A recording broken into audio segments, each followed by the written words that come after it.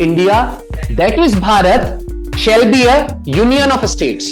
Clause 2 क्या बोल रहा है, लेकिन कई बार मैप बनाते वक्त उसने क्या चीज को फॉलो किया था, क्योंकि वहां बांग्लादेश है तो ईस्ट पाकिस्तान का नया नाम आज में क्या है, बांग्लादेश। ऐसे ही क्वेश्चन बनेंगे। फ्रॉम बोले ये तो भाग गया, मध्य प्रदेश गया, फिर तमिलनाडु गया, हम इसके पीछे भाग रहे थे, तो वो कैसे सिटीजन बनेगा, क्या वो सिटीजन बन सकता है कि नहीं, वो कौन सा आर्टिकल डील करेगा कि जब आपका पॉलिटी खत्म हो रहा है दोबारा ना पढ़ना पड़े। सारी चीजें फिंगर टिप्स में मैं ही करा देता हूं। आज का टॉपिक स्टार्ट करते हैं। आज का टॉपिक क्या हो जाएगा, यूनियन एंड इट्स टेरिटरी। तो जैसे कि हमने पहला पार्ट क्या था, यूनियन एंड इट्स टेरिटरी, वही चीज डील कर रहे हैं।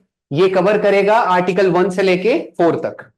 तो आज हम स्टार्टिंग के 4, हालांकि देखा जाए तो ऐसे चलना नहीं चाहिए, बट फिर भी मैंने सोचा सिस्टमैटिक स्टार्ट करते हैं।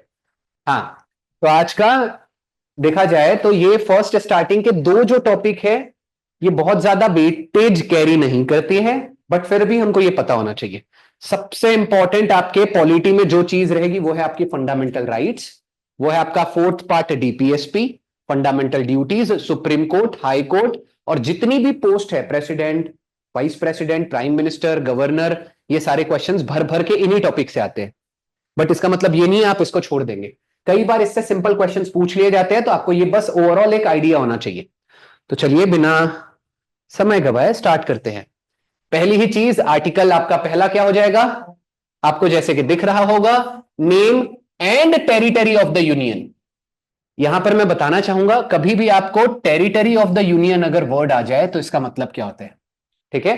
टेरिटरी ऑफ द यूनियन, चलो ठीक है, काम करेंगे, इसको मैंने नीचे काफी अच्छे से बता के रखा है, बट स्टिल आपके लिए पहला क्या हो जाएगा, आर्टिकल 1 क्या बोल रहा है, name and territory of the union. वैसे तो टेरिटरी ऑफ द यूनियन का मतलब क्या हुआ, भारत में कितने स्टेट हैं, 28 स्टेट्स है। तो बस आर्टिकल 1 यही कहता है कि हमारे भारत में कितने स्टेट्स है, 28 स्टेट्स है। सारी चीजों की बात कर रहे हैं। 28 स्टेट्स के अलावा क्या है, 8 यूनियन टेरिटरी है। तो टोटल टेरिटरीज भारत में कितनी हो गई, 28 प्लस 8, तो टोटल टेरिटरीज कितनी हो गई, 36। बस यही आर्टिकल 1 आपको बताने की कोशिश कर रहा है। अब इसमें आर्टिकल 1 के अंदर वैसे तो आपको इतना डीप में जाने की जरूरत नहीं है, बट फिर भी मैंने ला लिया है। आपको पता है एसएससी सीजीएल दीजिए, आप एसएससी सीपीओ दीजिए, सीएचएसएल दीजिए, एमटीएस दीजिए या जीडी दीजिए, मैं मान नहीं सकता कि इतना अंदर जाके वो क्वेश्चन पूछेगा। फिर भी हम बस ओवरऑल ये रीड करके मैं आपको बता दूंगा। ला तो मैंने लिया है कि एक कवरेज हो जाना चाहिए, ठीक है। आपको क्वेश्चन क्या पूछेगा, आर्टिकल 1 के 4 ऑप्शंस अलग अलग देंगे। आर्टिकल 1 समझ में आ गया आपको, नेम एंड इट्स टेरिटरी, या तो टेरिटरी ऑफ द यूनियन। अब बात कर लेते हैं, अच्छा इसे देखिए, ये आर्टिकल 1 और ये जो ब्रैकेट के अंदर आपको दिख रहा है, इसे क्या पढ़ा जाता है, सब क्लॉज नहीं, वैसे तो अगर इसके अंदर और रहेगा इसे क्लॉज कहा जाएगा। आर्टिकल 1 क्लॉज 1, ये चीज समझ में आ रही है। आर्टिकल 1 का क्लॉज 1 क्या कहता है, India that is Bharat shall be a union of states, यानी अगर हमारा जो भारत है वो क्या होगा, यूनियन ऑफ स्टेट्स कहलाएगा। भारत को क्या कहा जाता है, यूनियन ऑफ स्टेट्स। अब यही सेम चीज अमेरिका में क्या कहलाती है, फेडरल ऑफ स्टेट्स। अब देखो दोनों में फर्क बताता हूं। पहली बार भी मैंने इसके पहले भी बताया था कि हमारे आंबेडकर में क्या थी, 36 बुद्धि थी। उन्होंने क्या बोला है, ये एक शब्द यूनियन ऑफ स्टेट लिख देने से क्या हो जाएगा, हमारे राज्यों को अलाउ नहीं किया जाता कि वो अपना अलग से एक देश घोषित कर ले, हमारे भारत को छोड़ के चला जाए। किसके कारण, यूनियन ऑफ स्टेट्स के कारण। हमने किसी भी राज्य को अलाउ नहीं किया है कि वो हमसे अलग हो सकता है। ये चीज समझ में आ रही है। इसी को क्या कहा जाएगा, यूनियन ऑफ स्टेट्स। अमेरिका में वर्ड क्या यूज किया गया है, federal of state. Federal of state में मतलब उनके राज्यों को अलाउड है कि वो कभी भी देश छोड़ के अपने आप को अलग से सेपरेट टेरिटरी डिक्लेयर कर सकते हैं। अब बात कर लेते हैं आप क्लॉज 2 की। क्लॉज 2 में क्या बताया गया है, states and union territories thereof shall be specified in the first schedule. वैसे क्या कहा गया, अपने फर्स्ट शेड्यूल याद है, फर्स्ट शेड्यूल क्या था, स्टेट्स एंड यूनियन टेरिटरीज, ठीक है। तो ये क्या बताया गया है कि हमारे भारत में, यही मैंने आपको पहले बताया था, आर्टिकल 1 किससे डील करता है, 28 राज्य और प्लस 8 यूनियन टेरिटरी। उसका एग्जैक्टली कौन सा पार्ट डील कर रहे हैं, 1 का क्लॉज 2। 1 का क्लॉज 1 क्या था, India that is Bharat shall be a union of states. Clause 2 क्या बोल रहा है कि भारत में 28 राज्य है और 8 यूनियन टेरिटरी है, जिसे कहां पर मेंशन किया गया है, स्पेसिफाइड कहां किया गया है, फर्स्ट शेड्यूल में, बस यही बताया गया है। अब क्लॉज 3 देख लेते हैं। टेरिटरी ऑफ इंडिया में क्या क्या आएगा, मतलब इसके अंदर क्या बताया गया है, territory of India shall comprises, उसमें क्या क्या आएगा। अब देखिए आर्टिकल 1 के क्लॉज 3 का ये ए बी सी, इसमें टोटल 3 चीज आएगी। इंडिया में टोटल कितनी चीज आएगी, 3। अब 1 के क्लॉज 3 में ए बी और सी है। पहले इसमें क्या बताया गया है, भारत में क्या है, राज्य है, भारत में क्या है, यूनियन टेरिटरी है, और भारत में क्या है, other territories as may be acquired. इसका बेस्ट एग्जांपल क्या हो जाएगा, हमारे भारत में कुछ ऐसी चीजें भी है जो हमने एक्वायर की है, ठीक है, एक्वायर किया है। इसका सबसे बेस्ट एग्जांपल हो जाएगा पौंडीचेरी। क्या हो जाएगा, पौंडीचेरी पहले भारत का हिस्सा था, लेकिन इस पर किस पे कब्जा था, पोर्चुगल का। तो हमने पौंडीचेरी को 1962 के आसपास एक्वायर किया, मतलब फॉरेन टेरिटरी से लिया। ये चीज समझ में आ रही है। तो भारत में अगर पूछा जाए टेरिटरी को कितने पार्ट्स में डिवाइड किया गया है, 3 पार्ट्स में स्पेसिफाइड किया गया है। पहला हो जाएगा स्टेट्स, दूसरा हो जाएगा यूनियन टेरिटरी, और तीसरा हो जाएगा टेरिटरी एज में B acquired by the states या इंडिया। अच्छा यहां हमेशा याद रखना, स्टेट का कई बार यहां पर पता है क्या होता है, पॉलिटी में स्टेट का मतलब राज्य ही नहीं कहलाता, स्टेट का मतलब गवर्नमेंट। पॉलिटी में यानी कि आप जो पॉलिटी पढ़ रहे हैं, हम क्या पढ़ रहे हैं, इंडियन पॉलिटी, उसमें वैसे स्टेट का मतलब क्या हो जाएगा, गवर्नमेंट। और भी वो हम फंडामेंटल राइट पढ़ेंगे ना, तब मैं बताऊंगा। आगे बढ़ जाए। आर्टिकल 1 सबको बहुत अच्छे से क्लियर हो गया। चलिए देख लेते हैं अब आपका आर्टिकल 2 क्या है। ये हद से ज्यादा आसान है। आर्टिकल 2 क्या बोलता है, एडमिशन और स्टेब्लिशमेंट ऑफ न्यू स्टेट्स। क्या कहता है, एडमिशन और स्टेब्लिशमेंट ऑफ न्यू स्टेट्स। इसका बेहतरीन एग्जांपल क्या हो सकता है, कोई मुझे बताएगा। एडमिशन ऑफ न्यू स्टेट्स का एग्जांपल हम ले सकते हैं सिक्किम। सिक्किम देखो बेटा, आंध्र प्रदेश एग्जाम्पल गलत हो जाएगा, तेलंगाना भी गलत हो जाएगा, मैं बताऊंगा कैसे, वो आर्टिकल 3 में आ जाएगा। फिलहाल ये याद रखिए, इसमें क्या कहा गया है, एडमिशन। एडमिशन आपने देखा होगा, यहां पे भी एडमिशन लिए जाते हैं। और एडमिशन किन बच्चों का होता है, जो पहले से ही महाराष्ट्र में रह रहे हैं, आसपास पुणे में रह रहे हैं, उनका हम एडमिशन ले लेते हैं। सिक्किम क्या था, पहले से ही था तो भारत का हिस्सा, लेकिन उस पर क्या था, एक राजा की हुकूमत थी। उस राजा ने अपनी हुकूमत छोड़ी, वो पहले से ही भारत का हिस्सा था, बस उसको ऑफिशियली हमने कब एड ऑन किया भारत में, 1975 में। तो ये बेस्ट एग्जांपल होगा, किसी भी राज्य जो पहले से ही हमारा भाग है उसको ले लेना, अधिकृत करना। ये हो जाएगा आर्टिकल 2 में, एडमिशन और स्टेब्लिशमेंट ऑफ न्यू स्टेट्स, लेकिन ऐसे स्टेट जो ऑलरेडी एग्जिस्ट कर रहे हैं। ये चीज समझ में आ रही है, ब्रैकेट वाली, मतलब सिक्किम था तो पहले से ही, बस उसको हमने जोड़ा कब, 1975 में। ये हो जाएगा एडमिशन ऑफ न्यू स्टेट्स। अब आर्टिकल 2 क्या करता है, ग्रांट करता है 2 पावर। किसको पावर ग्रांट करता है, पार्लियामेंट को। अच्छा, कौन सा राज्य को जोड़ा जाएगा, कौन से राज्य को नहीं जोड़ा जाएगा, यह पावर किसी व्यक्तिगत रूप से किसी के पास नहीं है। यह पावर किसके पास होगी, पार्लियामेंट के पास। पार्लियामेंट के पास मतलब उसके कम से कम 800 सदस्यों के पास। पार्लियामेंट में 2 हाउसेज होते हैं, एक होता है लोकसभा, एक होता है राज्यसभा। लोकसभा में 550 मैक्सिमम सीट हो सकती है, और राज्यसभा में 250 सीट्स हो सकती है। अगर दोनों को जोड़ा जाए तो लगभग कितनी सीट्स हो गई, 800 सीट्स हो गई। ये चीज समझ में आ रही है। तो याद रखिएगा, अब आर्टिकल 2 का ए है और 2 का बी है। 2 का ए क्या बोलता है, एडमिशन ऑफ न्यू स्टेट्स, और 2 का क्लॉज बी क्या बोलता है, एस्टेब्लिशमेंट ऑफ न्यू स्टेट्स। मतलब हम क्या है, एक नया राज्य स्थापित भी कर सकते हैं। अच्छा, दोनों को ये फर्क तो पता होगा ना, एडमिशन और एस्टेब्लिशमेंट में। आज तक हमने कोई स्थापित नहीं किया है, लेकिन मान लीजिए कोई टेरिटरी हमारी खाली पड़ी है। लक्षद्वीप में 36 आइलैंड है। कितने आइलैंड है, 36, लेकिन रहा बड़े मुश्किल से 10-11 आइलैंड्स, उसमें ऐसे आइलैंड्स हैं जहां पर लोग रहते हैं। मतलब कितने आइलैंड्स खाली है, 25 आइलैंड खाली है। हो सकता है किसी आइलैंड को स्थापित किया जाए और वहां पर टूरिज्म बढ़ाने के लिए हम घोषित कर दे। ये चीज समझ में आ रही है। तो हम क्या कर सकते हैं, किसी एक अलग से राज्य या यूनियन टेरिटरी को बना सकते हैं। कौन सा आर्टिकल हो जाएगा वो, आर्टिकल 2 क्लॉज बी। पक्का समझ में आ गया, ये हो चुका है, देख लीजिए। हाँ हाँ बेटा, हाँ पूरा लिख लेंगे तो बेहतर होगा। लिखिए अच्छे से, लिख लीजिएगा। ये हो जाएगा आपका आर्टिकल 2। वैसे देखा जाए तो आपने पहले ही लिख चुका है। आर्टिकल 2 में देखो एडमिशन भी है, एस्टेब्लिशमेंट भी है। यहीं ऐसे करके 2 का ए लिख दो, यहीं ऐसे करके 2 का बी लिख दो, अलग से क्यों लिखना है, बस हो गया।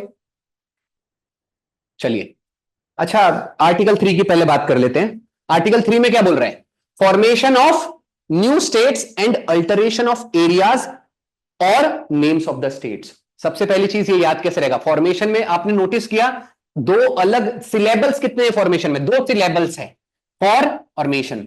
ये दो सिलेबल्स है, बोलते वक्त हम पहले फॉर बोलते हैं फिर क्या बोलते हैं, मेशन।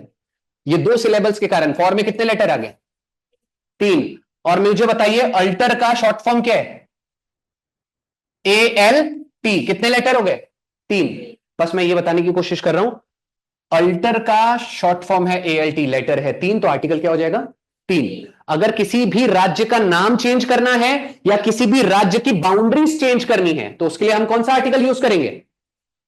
बस अब मैं बताना चाहूंगा इसका बेस्ट एग्जांपल देखो, फॉर्मेशन ऑफ न्यू स्टेट्स का मतलब क्या है, मतलब एक नए राज्य को निर्माण करना। अब इसका बेस्ट एग्जांपल है तेलंगाना, 2014 में बना था, लेकिन किस तरीके से निर्माण करना, जो पहले से ही राज्य है उसको 2 भाग में तोड़ देना, या 2 अलग अलग राज्य है उसको जोड़ देना। ये चीज समझ में आई, आर्टिकल 2 और 3 में डिफरेंस समझा, पक्का बहुत बड़ा डिफरेंस है आर्टिकल 2 और 3 में।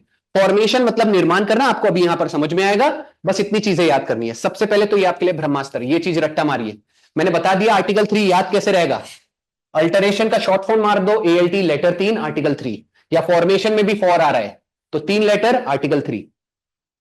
और आप एक बात बताइए, वैसे तो एडमिशन आर्टिकल 2 है, कैसे याद रहेगा, वैसे तो एडमिशन में एड आ रहा है, एड में वैसे तो 3 लेटर होते हैं, लेकिन एडमिशन में एड सिलेबल अलग है और मिशन अलग है। ये चीज समझ में आई, 2 सिलेबल्स है, एड अलग मिशन अलग, तो एड में कितने लेटर हो गए, 2 लेटर हो गए। बस मैं यही बता रहा हूं, हमारी ट्रिक हमेशा से, जो लोग थोड़े स्टूडेंट पुराने हो गए हैं उनको मेरी ट्रिक्स तो पता ही चलती होगी, लेटर के अंदर ही, प्रश्न के अंदर ही उत्तर बना लिया करो। जैसे किसी ने बोला फॉर्मेशन का आर्टिकल बताओ, फॉर में कितने लेटर हो गए, किसी ने पूछा एडमिशन वाला आर्टिकल बताओ, मैं बोल रहा हूं एड अलग, एड में कितने लेटर हो गए, 2। ठीक है, अब बात कर लेते हैं 3 का ABCDE, इसके अंदर टोटल कितने क्लॉजेस है, 5 क्लॉज है। देखो 5 का A ये देखो ABCDE, मतलब 1 2 3 4 5। इसके लिए हम क्या कर सकते हैं, एक शॉर्टकट बना लेते हैं सीधा, क्या बना लेंगे, FIDAA, सबसे आसान आर्टिकल है क्लॉजेस याद करने का यही। अब देखिए ये F, ये I, ये D, ये A, ये A। F से क्या हो गया, formation of new states. I से क्या हो गया, इंक्रीज करना किसी भी राज्य का एरिया। D से क्या हो गया, डिक्रीज करना किसी भी राज्य का एरिया। A से क्या हो जाएगा, अल्टर करना, बाउंड्रीज को अल्टर करना किसी भी राज्य के नाम को। पहले ये पूरा लिख लीजिए, उसके बाद बात करेंगे, कुछ नहीं समझेगा तो पूछिएगा। अच्छा एक और चीज, पॉलिटी में डिक्रीज नाम का कोई शब्द नहीं होता, डिक्रीज का सिनोनिम लिखा गया यहां पर, डिक्रीज मतलब डिमिनिश करना। ठीक है, तन्वी थोड़ा टाइम पर आया करिए, आधा लेक्चर अगर चला जाएगा आपको समझने में दिक्कत होगी। नहीं, यहाँ रेलवे स्टेशन का नाम चेंज करना, वैसे तो देखा जाए यहां देखिए स्पेसिफिक क्या लिखा गया है, alteration of name of any state, places नहीं, वो आर्टिकल 3 का यूज नहीं होगा। किसी रेलवे स्टेशन वो नॉर्मली चेंज कर दिया जाता है, वो राज्य सरकार करती है, यहां पर राज्यों की बात की गई है, यानी ये पार्लियामेंट का काम है। अब ये आपका आज का आखिरी आर्टिकल रहेगा। अच्छा चलिए ठीक है, फिलहाल इसमें और भी चीजें लाया हूं, कुछ एग्जांपल्स ऐसे हैं जो इसका सेपरेशन हुआ है टेरिटरी का। वैसे मैंने बताया आर्टिकल 2 और 3 में फर्क क्या है, एडमिशन मतलब जो पहले से राज्य है उसको एडमिट करना, और फॉर्मेशन मतलब जो पहले से राज्य है उसको 2 भागों में तोड़ देना, चाहे कुछ भी रीजन हो सकता है। जैसे तेलंगाना का अलग होने का रीजन क्या था, कि वहां पर तेलुगु बोला जाता है और आंध्र प्रदेश में मोस्टली तामिलियंस थे, तो उन 2 चीजों में बांट दिया गया। ये चीज समझ में आ रहा है। तो अब आगे ये देखिए, जैसे अब आपको कई बार पता है क्या क्वेश्चन पूछा जाता है, छत्तीसगढ़ जब राज्य बना बताइए वो किस राज्य से अलग हुआ। तो कुछ एग्जांपल्स ऐसे आप लिख सकते हैं, मध्य प्रदेश से आप शॉर्टकट बना सकते हो, मध्य प्रदेश से क्या अलग हुआ, सी, छत्तीसगढ़। मद्रास जो कि आज के टाइम पे क्या कहलाता है, तमिलनाडु, तमिलनाडु से क्या अलग हुआ था, आंध्र प्रदेश, और आंध्र प्रदेश से क्या अलग हुआ, तेलंगाना। ये चीज याद रखनी है। बिहार से क्या अलग हुआ, झारखंड। यही एग्जाम का एक बार आपके SSC CHSL का पार्ट बने कि झारखंड किस राज्य से अलग हुआ था, बिहार। ठीक है, अब आर्टिकल 3 को इंप्लीमेंट करने के लिए 2 कंडीशंस है, वो तो हर किसी को इंप्लीमेंट करने के लिए पहला स्टेप क्या होगा, बिल को इंट्रोड्यूस करना। और अगर किसी राज्य का नाम चेंज हो रहा है, फॉर एग्जांपल अभी केरला का नाम चेंज करने वाले हैं, केरलम, तो क्या होगा, बिल इंट्रोड्यूस होगा पार्लियामेंट में और पार्लियामेंट में जो बिल इंट्रोड्यूस हुआ है वो स्टेट लेजिस्लेचर को एक कॉपी दे दी जाएगी, और अगर वो एक्सेप्ट करती नहीं करती वो बात की बात, और सारी प्रोसीजर ऐसी कहलाएगी। फिलहाल आपको ये लिख लेना है, ठीक है। ये वाला नहीं लिखा ना तो भी चलेगा, ठीक है, बस इतना ही लिखना था। झाला, चलिए आर्टिकल 4। अब मैं बताता हूं, जब हमारी स्टूडेंट वाली लाइफ चल रही थी, आर्टिकल 4 हमको किसी को समझ में नहीं आता था, इतना टफ हुआ करता था। हमारे सर हमेशा सिंपल सिंपल आर्टिकल नहीं पूछते थे, बोलते थे बताइए आर्टिकल 4 क्या है, समझाने, और हमको समझ में नहीं आता था। सिंपल तरीके से मैंने लिख के लाया है। हालांकि ऐसी राइटिंग आपको रियलिटी में नहीं देखने मिलेगी, ये मैंने अपने मन से लिख दिया, जितना सिंपल सरल हो सकता है, ठीक है। आर्टिकल 4 सबसे पहले मैं समझाना चाहूंगा किससे रिलेटेड है। आर्टिकल 4 का डायरेक्ट किससे नाता है, आर्टिकल 2 एंड 3 से, ठीक है। आर्टिकल 4 क्या कहता है, एनी अमेंडमेंट, मैंने पहले ही बता चुका है, जो जिसकी पहली क्लास होगी उसको बताना चाहूंगा, अमेंडमेंट का मतलब होता है चेंज करना। हम कभी कई बार संविधान में कोई भी चेंजेस करते हैं तो उसे क्या कहा जाता है, amendment. Any amendment under article 2 and 3। Article 2 क्या था, एडमिशन, 3 क्या है, फॉर्मेशन। मतलब नॉर्मल सी बात है, कोई भी अगर हम नया राज्य ऐड कर रहे हैं मतलब संविधान में चेंज करना पड़ेगा। आर्टिकल 3 में अगर कोई भी राज्य नया वाला बना रहे हैं तो क्या करना पड़ेगा, आर्टिकल 3 में चेंजेस करने पड़ेंगे। तो क्वेश्चन आर्टिकल 4 क्या बोलता है, any amendment under article 2 and 3 is not considered as amendment at all. ये चीज समझ में आई, यानी कि आर्टिकल 2 और 3 में हम कोई अगर चेंज करेंगे तो उसे अमेंडमेंट कंसीडर नहीं किया जाएगा। क्यों नहीं किया जाएगा वो भी मैं समझा देता हूं। अच्छा, कभी भी किसी भी अमेंडमेंट करने के लिए, अमेंडमेंट का आर्टिकल मैंने पहले भी रटवाया है, अगर नहीं पता है तो आर्टिकल ये फिर से रट लीजिए, आपके फिंगर टिप्स पे होना चाहिए। अमेंडमेंट का आर्टिकल क्या है, 368। कभी भी अमेंडमेंट करते वक्त हमें क्या लगती है, स्पेशल मेजोरिटी। क्या लगती है, स्पेशल मेजोरिटी। लेकिन आर्टिकल 2 और 3 में अगर किसी राज्य का नाम बदलना है, किसी दो राज्यों को जोड़ना है, तो हमको स्पेशल मेजोरिटी नहीं लगती। स्पेशल मेजोरिटी का मतलब क्या है, 51%। 51% मतलब 50 लोगों से ज्यादा लोग सपोर्ट करेंगे, उसको कौन सी मेजोरिटी कही जाएंगी, स्पेशल मेजोरिटी। लेकिन आर्टिकल 2 और 3 में कोई अगर चेंजेस करने हैं तो वो सिंपल मेजोरिटी के साथ होता है। किसके मेजोरिटी के साथ होता है, सिंपल मेजोरिटी के साथ। यही कारण है कि वो उससे क्या कहलाया जाता है, अमेंडमेंट नहीं कहलाया जाता। चलिए पहले लिख लीजिए सब। आर्टिकल 4 समझ में आया, धन्यवाद। अच्छा, कोई मुझे यहां समझाएगा कि सिंपल मेजोरिटी क्यों लगती है आर्टिकल 2 और 3 में चेंज करने के लिए। सिंपल मेजॉरिटी सबसे पहले, हाँ क्या होता है? कौन बोला, हाँ बेटा, very good Prince. Simple majority का मतलब क्या होता है, 50% का कोई रूल फॉलो करने की जरूरत नहीं है। अगर 1/3 लोगों ने भी कर दिया तो भी चला जाएगा, कम से कम लोग भी अगर उसको सपोर्ट करते हैं तो हो जाएगा। अच्छा, कोई ऐसा है जिसको मेजोरिटी यानी भी नहीं पता, सबको पता है ना। वैसे तो स्पेशल मेजोरिटी यानी होता है 2/3, ठीक है, ना कि 51। 2/3 मेजोरिटी। अब मैं बताता हूं सिंपल मेजोरिटी क्यों लगती है, क्योंकि ये देखिए वाई मैंने सिंपल लिख दी है, because that is the only way जहां पर सेंट्रल गवर्नमेंट जीत जाएगी। अगर कभी झगड़ा होता है केंद्र सरकार और राज्य सरकार में, जीतेगा कौन, केंद्र सरकार ही हमेशा जीतनी चाहिए। इसलिए अगर कम से कम लोग भी सपोर्ट किए तो केंद्र में बहस हो गई तो भी वो लोग जीत जाएंगे।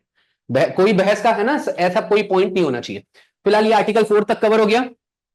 एक काम करते हैं, अब एक बार छोटा सा रिकॉल कर लेते हैं। आर्टिकल 1 क्या था, नेम एंड इट्स टेरिटरी, ये आर्टिकल 1 है। आर्टिकल 2 क्या था, एडमिशन और स्टैब्लिशमेंट ऑफ स्टेट्स।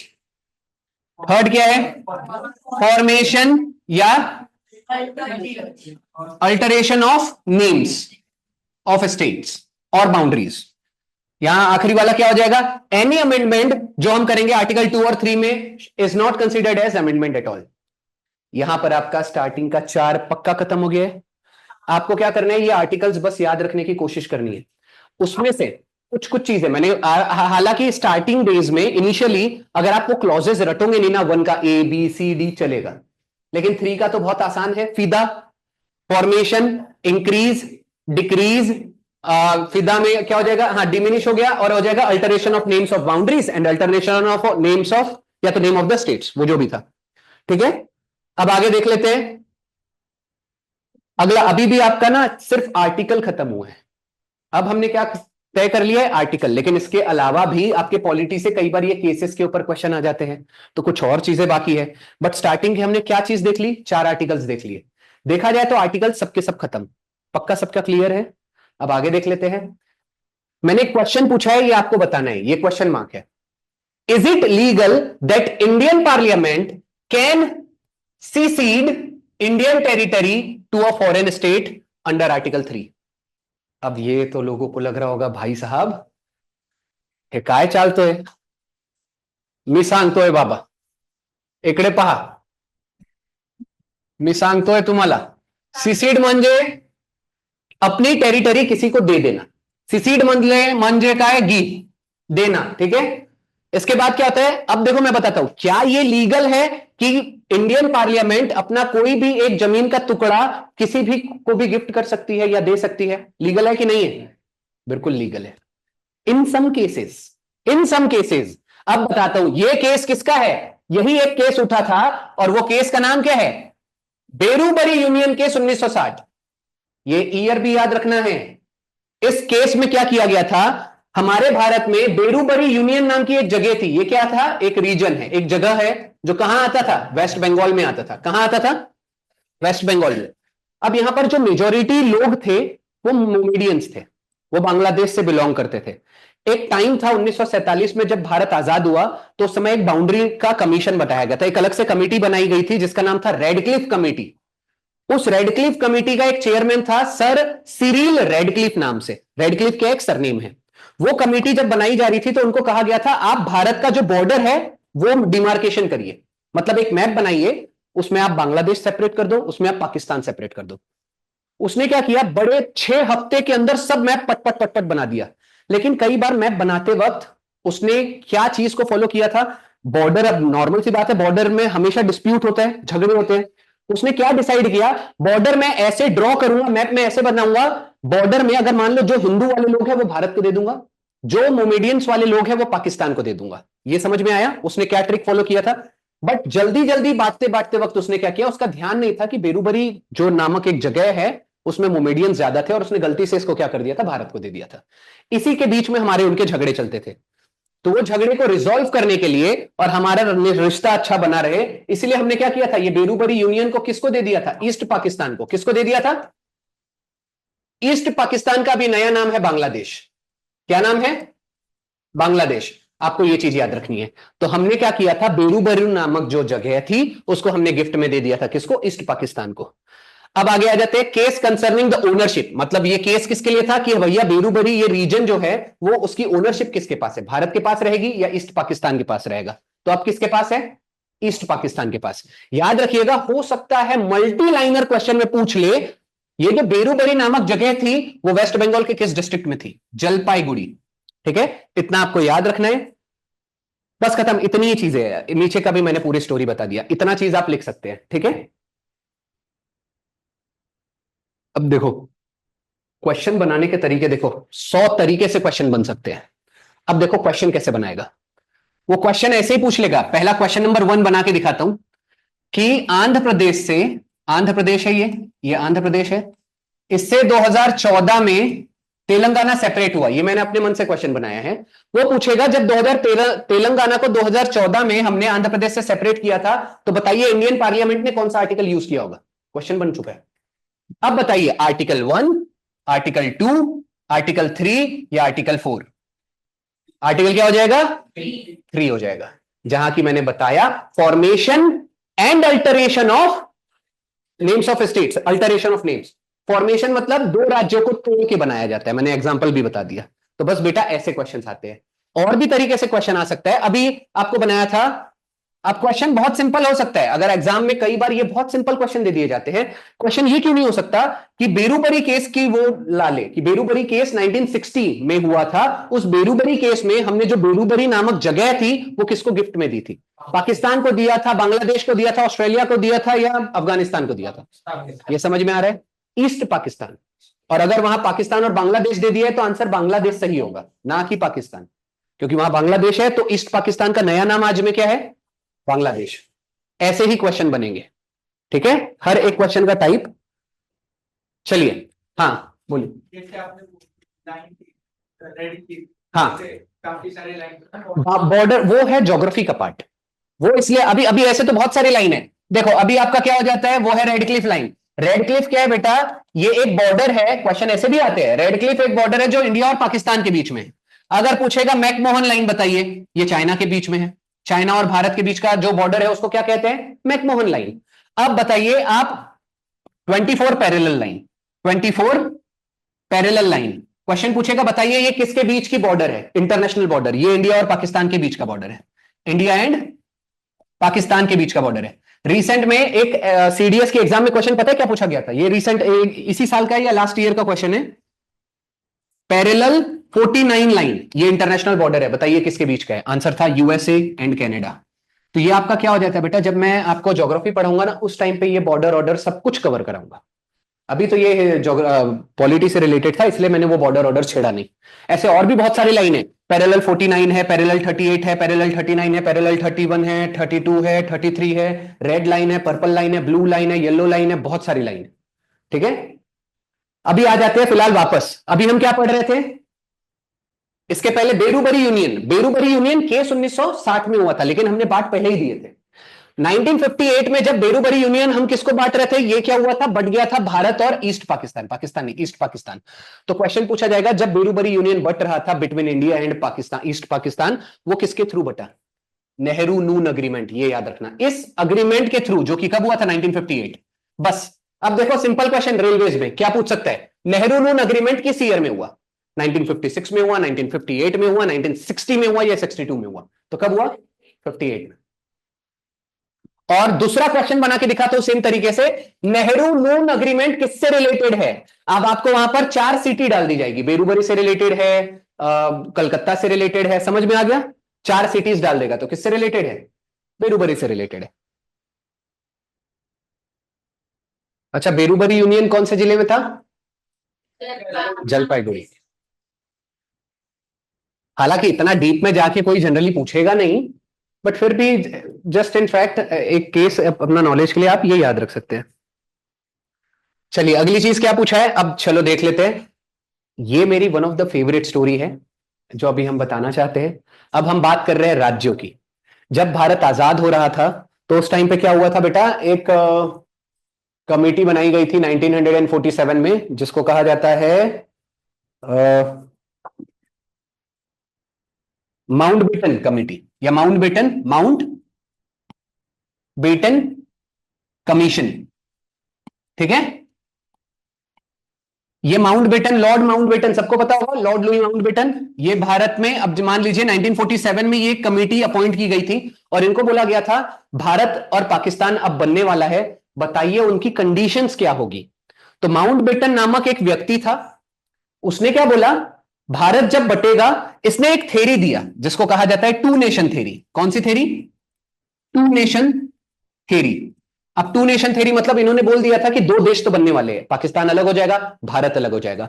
ये टू नेशन थ्योरी जब इसने दिया तो इसने कंडीशन रखा, अब 2 नेशन तो बनने वाले हैं, 2 देश तो बनने वाले हैं, लेकिन मुद्दा यह था कि ये जो 2 देश बनेंगे डिसाइड कैसे होगा कौन सा राज्य किसको मिले। तो उस समय पूरे भारत में टोटल प्रिंसली स्टेट कितने थे, 552। मैं बताना चाहूंगा 552 को इन्होंने बोला वोटिंग कराओ, जो जो भारत से जुड़ना चाहता है वो भारत में जुड़ जाओ, जो जो पाकिस्तान से जुड़ना चाहता है वो पाकिस्तान से जुड़ जाओ। अब आपको हम बताना चाहेंगे 552 में 549 लोग किससे जुड़ गए, भारत से, इसलिए पाकिस्तान आज भी भूखा नंगा है।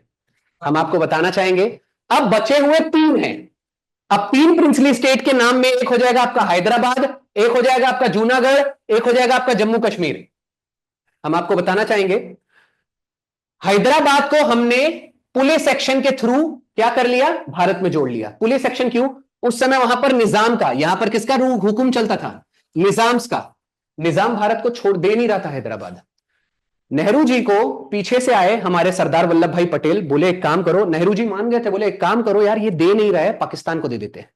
उन्होंने बोला कैसी बात कर रहे हो, ईस्ट पाकिस्तान अलग है, वेस्ट पाकिस्तान अलग है, बीच में एक और पाकिस्तान आप देने की बात कर रहे हो। बोले एक काम करो, वहां पर बहुत सारे हिंदू रहते हैं, एक नया चीज उन्होंने बोला रेफरेंडम कराइए।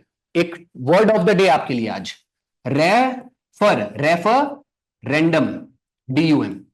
रेफरेंडम, रेफरेंडम का मतलब होता है पब्लिक का मत मांगिए, बोले एक वोटिंग कराइए। तो रेफरेंडम कराया गया कहां पर? हैदराबाद में। कुछ लोगों ने बोले कि हमको, कुछ नहीं, काफी लोगों ने बोले हमको, यानी मोर देन मेजोरिटी, यानी 50 से ज्यादा प्रतिशत, उसमें क्या लोगों ने बोला? हमको भारत के साथ जुड़ना है। तो निजाम के साथ फिर बात किया गया, बोले बेटा हैदराबाद हमको दे दो, शांति से आप निकल लो अगर आपको पाकिस्तान जाना है तो। उसने बोला हम तो नहीं देंगे, पाकिस्तान में भी नहीं जाएंगे, जो करना है कर लो। लेटर में उनसे बतिया रहा है, बहुत सारा झगड़ा हो रहा है। कुल मिला के उस टाइम पर हमने आर्मी को बोला एक काम करो, कितने दिन लगेगा इसको लाने में? बोले बड़े मुश्किल से 5 दिन। 13 अप्रैल से लेके, यहां पर क्या हुआ, 13 सितंबर से लेके 13, 14, 15, 16, 17 सितंबर के बीच में हैदराबाद को छीनने के लिए आर्मी ने एक ऑपरेशन चलाया था जिसका नाम था ऑपरेशन पोलो। क्या नाम था? ऑपरेशन पोलो। और केवल 5 दिन के अंदर हमने हैदराबाद को अंडरटेक कर लिया, अब अपने कब्जे में ले लिया। अब बात करते हैं जूनागढ़ की। जूनागढ़ में शांति से एक और रेफरेंडम हुआ, लोगों ने बोले हमको भारत में जुड़ना है, भारत में जुड़ गया। अब बात आती है किसकी? जम्मू कश्मीर की। अब जम्मू कश्मीर में क्या हुआ, उस टाइम पे यहां पर एक राजा रहता था। राजा कौन था वो? हरि सिंह। क्या नाम था? हरि सिंह। हरि सिंह तो स्टार्टिंग से बोल रहा था ना हमको पाकिस्तान में जुड़ना है, ना हमको इंडिया में जुड़ना है।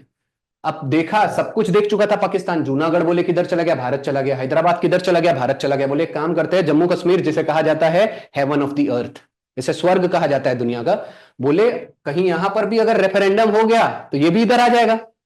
तो उन्होंने बोले काम करो, कब्जाओ साले को। तो उन्होंने कब्जा करने के लिए अटैक कर दिया। अब हरि सिंह दौड़ के आता है हमारे पास, बोलता है प्लीज बचा लो, प्लीज बचा लो, प्लीज बचा लो। इन्होंने बोले ठीक है बचा लेंगे, उसमें क्या है। पीछे से आते हैं हमारे सरदार वल्लभ भाई पटेल, बोले 2 मिनट रुकिए, एक काम करिए, ऐसे कैसे बचा लेंगे? बचा लेंगे तो ये साला फिर सेपरेट रहेगा। बोले काम करो, डील करो। बोले कैसी डील? बोले देखिए हम बचा तो लेंगे, लेकिन इसके बाद आपको हमसे जुड़ना पड़ेगा। बोले ठीक है, कैसे जुड़ेंगे? बोले इंस्ट्रूमेंट ऑफ एक्सेशन साइन करो। क्या किया हमने? इंस्ट्रूमेंट ऑफ एक्सेशन, जिसे कहा जाता है अग्रीमेंट, ये एक तरह का अग्रीमेंट था। बेटा 36 बुद्धि केवल हमारे अंबेडकर जी के पास नहीं थे, वह हमारे पटेल जी के पास भी थे। इसलिए भारत के पहले प्रधानमंत्री कौन बनने वाले थे? पटेल जी बनने वाले थे। उन्होंने बोला पहले एक इंस्ट्रूमेंट ऑफ एक्सेशन साइन करो, हम आपको ऐसे सॉल्व करा देंगे सारी चीजें। इंस्ट्रूमेंट ऑफ एक्सेशन साइन हुआ, हमने भी लड़ाई करे, उन्होंने भी लड़ाई करे, बाकी तो रेस्ट इज द हिस्ट्री, कि बाकी उनके साथ क्या हुआ, भगा भगा के मारे बेटा। तो आप ये याद रखिएगा कि जम्मू कश्मीर को हमने भारत में कैसे जोड़ा? Through instrument of accession. यहां पर इंस्ट्रूमेंट का मतलब हो जाएगा आपके लिए एक अग्रीमेंट। ठीक है, लिख लीजिए इतना, उसके बाद आगे बढ़ेंगे। हालांकि और भी बहुत बड़ी स्टोरी थी, वो बाद में देख लेंगे, फिलहाल आप इतना अभी कर लीजिए। तो इसका मतलब आपको एक शॉर्टकट में क्या पता चला? 552 प्रिंसली स्टेट, और 552 के 552 भारत से जुड़ गए। ठीक है, आपको क्वेश्चन कैसे पूछा जाता है वो भी बता रहा हूं। हैदराबाद को कैसे एक्वायर किए? Through police action. जूनागढ़ को रेफरेंडम, और जम्मू कश्मीर को इंस्ट्रूमेंट ऑफ एक्सेशन। अब क्वेश्चन बेटा बहुत कठिन भी आता है। अब देखो मैंने कुछ चीजें ना शॉर्टकट में बताई है, हो सकता है आपको पूछ लेगा इंस्ट्रूमेंट ऑफ एक्सेशन, ये आपका होमवर्क है। वैसे तो अक्टूबर 1947 से, 26 अक्टूबर 1947 के आसपास हमने ये किया है, 47 या 48 एक बार चेक कर लीजिएगा। क्वेश्चन डायरेक्ट भी पूछता है कि इंस्ट्रूमेंट ऑफ एक्सेशन कब साइन किया गया? इंस्ट्रूमेंट ऑफ एक्सेशन किस 2 लोगों के बीच में साइन किया गया था? हरि सिंह और हमारे जवाहरलाल नेहरू। ऐसे क्वेश्चंस आपको देखने को मिलेंगे।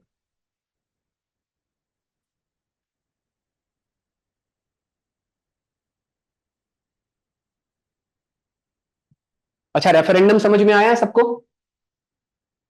मेरे को सबसे कॉमन क्वेश्चन एक जोश स्किल्स, सबको पता होगा जोश स्किल्स एक एप्लीकेशन है जहां पर आप अपनी कम्युनिकेशन स्किल सुधार सकते हैं। उसमें एक बार मेरे को एक कनेक्ट किया बंदे ने, और वो काफी बात कर रहा था पॉलिटी की। मेरे को तो 2 मिनट में समझ में आ गया कि वो बंदा यूपीएससी का है, इतनी डीप में बात कर रहा था। तो उसने मेरे को बात करना चालू किया। अब मैंने बताया नहीं मैं क्या करता कैसे करता, तो वो बहुत ज्यादा शो ऑफ कर रहा था नॉलेज। तो बात करते करते करते करते किसी किसी को जब नया नया पढ़ो ना तो बहुत जोश आता। तो बात करते करते उसकी सारी बातें उसको लग रहा होगा कि मैं समझ नहीं पा रहा हूँ, तो एक्सप्लेन कर रहा था। फिर मैं बोलता था I know I know I know सारी चीजें। तो बोलता है अच्छा आपको भी काफी अच्छा नॉलेज है। बोले आपको कैसे पता? मैं बोला मैं तो बुक्स रीड करते रहता हूँ। तो उसने बोला एक काम करो आप मुझसे कोई क्वेश्चन पूछो। मैं बोला लेट इट बी, मैं बोला जाने देते हैं, कुछ और बात करते हैं। उसने बोला नहीं नहीं आप पूछो। मैं बोला what is the difference between referendum and प्लेबीसाइड?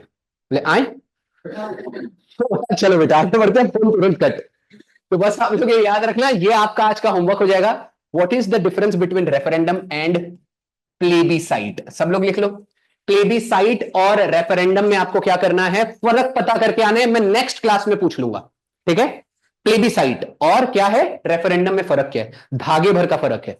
देखा जाए तो आपका सिनोनिम ही है, उसमें भी पब्लिक का मत मांगते हैं, दोनों में बस आपको निकाल के लाना है। इंस्ट्रूमेंट ऑफ एक्सेशन बेटा, यहां पर एक्सेशन है, इंस्ट्रूमेंट ऑफ एक्सेशन। आगे बढ़ जाते हैं फिलहाल। अब इंपॉर्टेंट कमिटीज भी बाकी है। थोड़ा बहुत हमने बैकग्राउंड सिनेरियो देख लिया कि हमने कुछ राज्यों को भारत में कैसे जोड़ा। अच्छा याद रखिएगा, 552 जो हमने प्रिंसिपल स्टेट भारत में जोड़े हैं, किसने जोड़वाया, सरदार पटेल ने। ऐसे जो 549 थे ना, वो 549 भारत से नहीं जुड़ने वाले थे। सरदार पटेल कमची लेके गए थे, बोलते थे किधर जाएगा, बोलते थे उधर, बोले चल इधर, फिर वो धीरे धीरे आते थे। तो इसीलिए मैं बताना चाहूंगा, मतलब एक बात बताइए, ये जो जोड़ा गया हमारे कितने राज्यों को, 552 राज्यों को, इसको इंग्लिश में क्या बोला जाएगा, यूनिफिकेशन ऑफ इंडिया। क्या कहा जाएगा, यूनिफिकेशन, यूनिफाई किया, यूनिफिकेशन। यूनिफिकेशन मतलब बेटा सब पूरे अलग अलग राज्यों को जोड़ा गया। अब एक बात बताना चाहेंगे, इन 552 राज्यों को जोड़ने के कारण सरदार वल्लभ भाई पटेल को एक निकनेम दिया गया, बिस्मार्क ऑफ इंडिया। क्या कहा जाता है, बिस्मार्क ऑफ इंडिया। अब ये बिस्मार्क ऑफ इंडिया क्यों कहा जाता है, बिस्मार्क नाम का एक फ्रीडम फाइटर था, जो कि कहां का था, इटली का था। सेम उसने जो काम यहां पर सरदार वल्लभ भाई पटेल ने किया है, उसने इटली में किया था, अलग अलग राज्यों को जोड़ा था। तो दोनों के कार्य सेम थे, इसलिए इन्हें क्या कहा जाता है, Bismarck of India. Iron man of India तो सबको पता होगा, ठीक है। अब आ जाते हैं इंपॉर्टेंट कमिटी। मतलब मैं ये बात बता रहा हूं, ये वही कमिटी है जिसका रिलेशन किससे है, डायरेक्ट राज्यों से है। याद रखिएगा, सबसे फेमस और सबसे प्यारा क्वेश्चन आपसे क्या पूछा जा सकता है, भारत की पहली लिंग्विस्टिक या भारत की पहली स्टेट कमेटी, ऐसी कमेटी जो भारत को राज्यों के लिए बनाई गई थी, स्टेट्स के लिए उसने रिकमेंडेशन करने के लिए बनाया गया था। तो आंसर क्या हो जाएगा, एसके धर कमेटी। एसके धर कमेटी को कब बनाया गया, 1948। भारत आजाद कब हुआ, 1947। अब इनको अपॉइंट किया गया और इनको एक प्रश्न पूछा गया कि क्या भारत में जो राज्य हम बना रहे हैं उनको भाषा के आधार पर बनाना चाहिए। समझ में आ रहा है, यानी लिंग्विस्टिक बेसिस पे बनाना चाहिए। तो इन्होंने रिजेक्ट किया था। याद रखिएगा, ये कौन सी कमेटी है, लिंग्विस्टिक प्रोविंस कमेटी। याद रखिएगा, लिंग्विस्टिक मतलब भाषा, भाषा के आधार पर। प्रोविंस का मतलब क्या होता है, राज्य, स्टेट। उस जमाने में अंग्रेज लोग भारत को स्टेट नहीं बोलते हैं, क्या बोलते हैं, प्रोविंस। जैसे उत्तर प्रदेश का पुराना नाम क्या है, यूनाइटेड प्रोविंस। उत्तर मतलब यूनाइटेड, मतलब आपका हो जाएगा नॉर्थ, और यहां पर पी का मतलब क्या हो जाएगा, प्रोविंस। प्रोविंस का मतलब क्या हो गया, प्रदेश, ठीक है। तो लिंग्विस्टिक, भारत की पहली लिंग्विस्टिक प्रोविंस कमेटी कौन सी हो जाएगी, एसके धर। अपॉइंट कब किया गया, 17 जून 1948 में। इन्होंने अपनी रिपोर्ट कब सबमिट की, 6 महीने के अंदर, जून में आई और दिसंबर में अपनी रिपोर्ट को सबमिट कर दी। उस रिपोर्ट में इसने क्या रिकमेंडेशन दी, यहां पर रिकमेंडेशन का हिंदी में मतलब क्या होगा, रिकमेंडेशन का मतलब क्या है, सुझाव देना, ठीक है। उसने क्या सुझाव दिया कि रीऑर्गेनाइजेशन ऑफ स्टेट, मतलब हमारे भारत में जो और मतलब स्टेट्स बनाए जाएंगे, that should be based on, उसको कैसे बनाना चाहिए, एडमिनिस्ट्रेटिव कन्वीनियंस के हिसाब से, लिंग्विस्टिक फैक्टर के हिसाब से नहीं। ये बहुत कठिन लाइन है, इसको और आसान भाषा में बता देता हूं। उन्होंने क्या बोला, भारत में जो राज्य बनाए जाएंगे उसको भाषा के आधार पर नहीं बनाना चाहिए, उसको एडमिनिस्ट्रेशन के आधार पर बनाना चाहिए। किसके आधार पर बनाना चाहिए, एडमिनिस्ट्रेटिव कन्वीनियंस के बेसिस पे। अब एडमिनिस्ट्रेटिव कन्वीनियंस का मतलब क्या होता है, आपने देखा होगा कई राज्य बहुत बड़ा हो जाता है जिसको हैंडल करना बहुत मुश्किल हो रहा है। एडमिनिस्ट्रेशन पॉसिबल है, एडमिनिस्ट्रेशन मतलब कंट्रोल करना। तो ऐसा राज्य जो बहुत बड़ा हो चुका है तो उसको 2 पार्ट में डिवाइड कर दो ना, समझ में आ रहा है। तो ऐसे एडमिनिस्ट्रेटिव कन्वीनियंस के बेसिस पे राज्य बनने चाहिए, किसके बेसिस पे नहीं बनने चाहिए, लिंग्विस्टिक बेसिस पे नहीं बनने चाहिए। इन्होंने क्या किया, लिंग्विस्टिक बेसिस पे राज्य बनाने का जो आइडिया था उसको कैंसल आउट किया, रिजेक्ट किया। आपको पता है प्रश्न क्या पूछा जाएगा, बताइए कौन सी ऐसी कमेटी है जिसने बोला था भाषा के आधार पर भारत में राज्य नहीं होने चाहिए। आंसर क्या हो जाएगा, एसके धर। और एसके धर कमेटी के जो चेयरमैन थे उसका नाम ही एसके धर है, यानी कमेटी का नाम उसी के नाम पर होता है जो चेयरमैन होते हैं, ठीक है। ऐसी बेटा कम से कम 3 से 4 कमेटी है जो आपको इंपॉर्टेंट है, कमिटीज के ऊपर क्वेश्चंस आते हैं। अगर आपको सबसे ज्यादा पॉसिबिलिटीज किसी से कहीं से क्वेश्चन आने की है तो वो कमेटी के ऊपर। अच्छा, आपको स्पीड में एक दिन में ज्यादा ज्यादा पढ़ाए या ऐसे स्लोली चले, स्लोली, चलिए स्लोली, डन। अच्छा, कोई भी शब्द का अगर मतलब नहीं समझेगा तो आप पूछ सकते हैं, ठीक है। रीऑर्गेनाइजेशन ऑफ स्टेट्स का मतलब क्या हुआ? जो राज्य पहले से स्थापित है उसको रीऑर्गेनाइज करना, मतलब दो पार्ट में बांट देना, चेंजेस करना, ठीक है।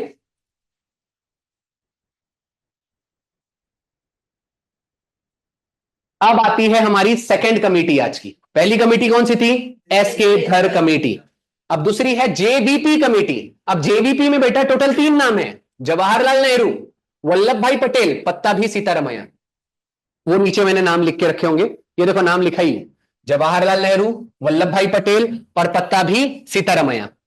अब देखिए, पहले एस के धर फिर से लिख देता हूं ताकि आपका रिकॉल हो जाए। एस के धर कमेटी कब अपॉइंट हुई थी? 1948। उन्होंने क्या रिजेक्ट किया? भाषा के आधार पर राज्य नहीं बनने चाहिए। तो क्या हुआ? बहुत ज्यादा टेंशन क्रिएट हुआ पूरे भारत लेवल पे। उन्होंने बोले नहीं, भाषा के आधार पर तो राज्य बनना चाहिए। तो एक काम की, गवर्नमेंट ने एक और बार कमेटी बनाई, और इस कमेटी को इस बार दूसरी कमेटी बनाई जिसका नाम है जेबीपी कमेटी, और इनको पूछे क्या भाषा के आधार पर हमको राज्य बनाना चाहिए? तो इन्होंने बोला, अब आगे देखते हैं क्या बोला। अपॉइंट कब की गई थी? अप्रैल 1949 में। ये भी कौन सी कमेटी है? Linguistic province committee. दूसरी चीज, इस कमेटी ने क्या की? एसके धर कमेटी ने जो रिपोर्ट सबमिट की थी दिसंबर 1948 में, पहले तो उसको पढ़ी, उसने सोची कि उसने क्यों रिजेक्ट किया, और उसके बाद इन्होंने अपना एक डिसीजन सुनाया। इन्होंने क्या किया? इन्होंने भी, दिस कमेटी ऑल्सो रिजेक्टेड, इन्होंने भी बोला भाषा के आधार पर कमेटी नहीं बनना चाहिए। बस सिंपल हो गया। अब आपको ये याद रखना है, इसके बाद क्या हुआ? इन्होंने जब ये बैक टू बैक दो कमिटीज ने जब मना कर दी कि बेटा भाषा के आधार पर स्टेट नहीं बनेगा, तब एक आदमी की एंट्री होती है, इसके ऊपर क्वेश्चंस आते हैं, ठीक है। एक यहां स्ट्राइक है, ये 56 दिनों तक 56 भोग खाने का मौका ठुकरा दिए भाई साहब ने। मतलब 56 दिन तक लगातार हंगर स्ट्राइक किया। किसने? पोटी श्रीरामुलु ने। नाम लिख लीजिए, इस पर डायरेक्ट क्वेश्चन आएगा। यही आदमी है, यही सुपर हीरो है जिसके कारण भारत का पहला लिंग्विस्टिक राज्य बनेगा आगे जाके, आंध्र प्रदेश। इसे कहा जाता है the father of Andhra Pradesh. यानी अगर ये भाई साहब नहीं होते तो आंध्र प्रदेश भी नहीं होता, ठीक है। इनका नाम क्या हो जाएगा? पोट्टी श्रीरामुलु। बेटा पोट्टी मत लिख देना, ये ध्यान रखिएगा, ठीक है। कि जैसे डेथ हुई 3 दिन के अंदर यह डिक्लेयर कर दिया गया कि भारत का पहला लिंग्विस्टिक राज्य बनाया जाएगा। बनाया जाएगा, तुरंत ही बना था, बनाया जाएगा, यह डिक्लेयर कर दिया गया था। अब देख लीजिए टी श्रीरामुलु कौन है? ये एक इंजीनियर रह चुके हैं, और इसे क्या कहा जाता है? Founding father of Andhra Pradesh. और भारत का पहला लिंग्विस्टिक राज्य यानी कि भाषा के आधार पर जो राज्य बनाया गया था वो आंध्र प्रदेश था। कब बना था? 1 अक्टूबर 1953। लिख लीजिए। अच्छा, आपको ये ना गूगल पे कई सारे जगह गलत इंफॉर्मेशन मिलेगी कि 56 दिन तक नहीं था, 58 दिन तक था। अब अकॉर्डिंग टू एम लक्ष्मीकांत, जो ऑथेंटिक सोर्स होता है, उसके अनुसार उन्होंने कितने दिन तक भैया भूख हड़ताल की थी? 56 दिनों तक भूख हड़ताल उन्होंने की थी। दो चीज मैं फिर से रिपीट करता हूं, भारत का पहला लिंग्विस्टिक कमिटी कौन सी हो जाएगी? एस के धर। और भारत का पहला लिंग्विस्टिक राज्य आंध्र प्रदेश। यह है आपका रेलवेज का क्वेश्चन, भारत का पहला लिंग्विस्टिक राज्य। ऐसे क्वेश्चंस होते हैं।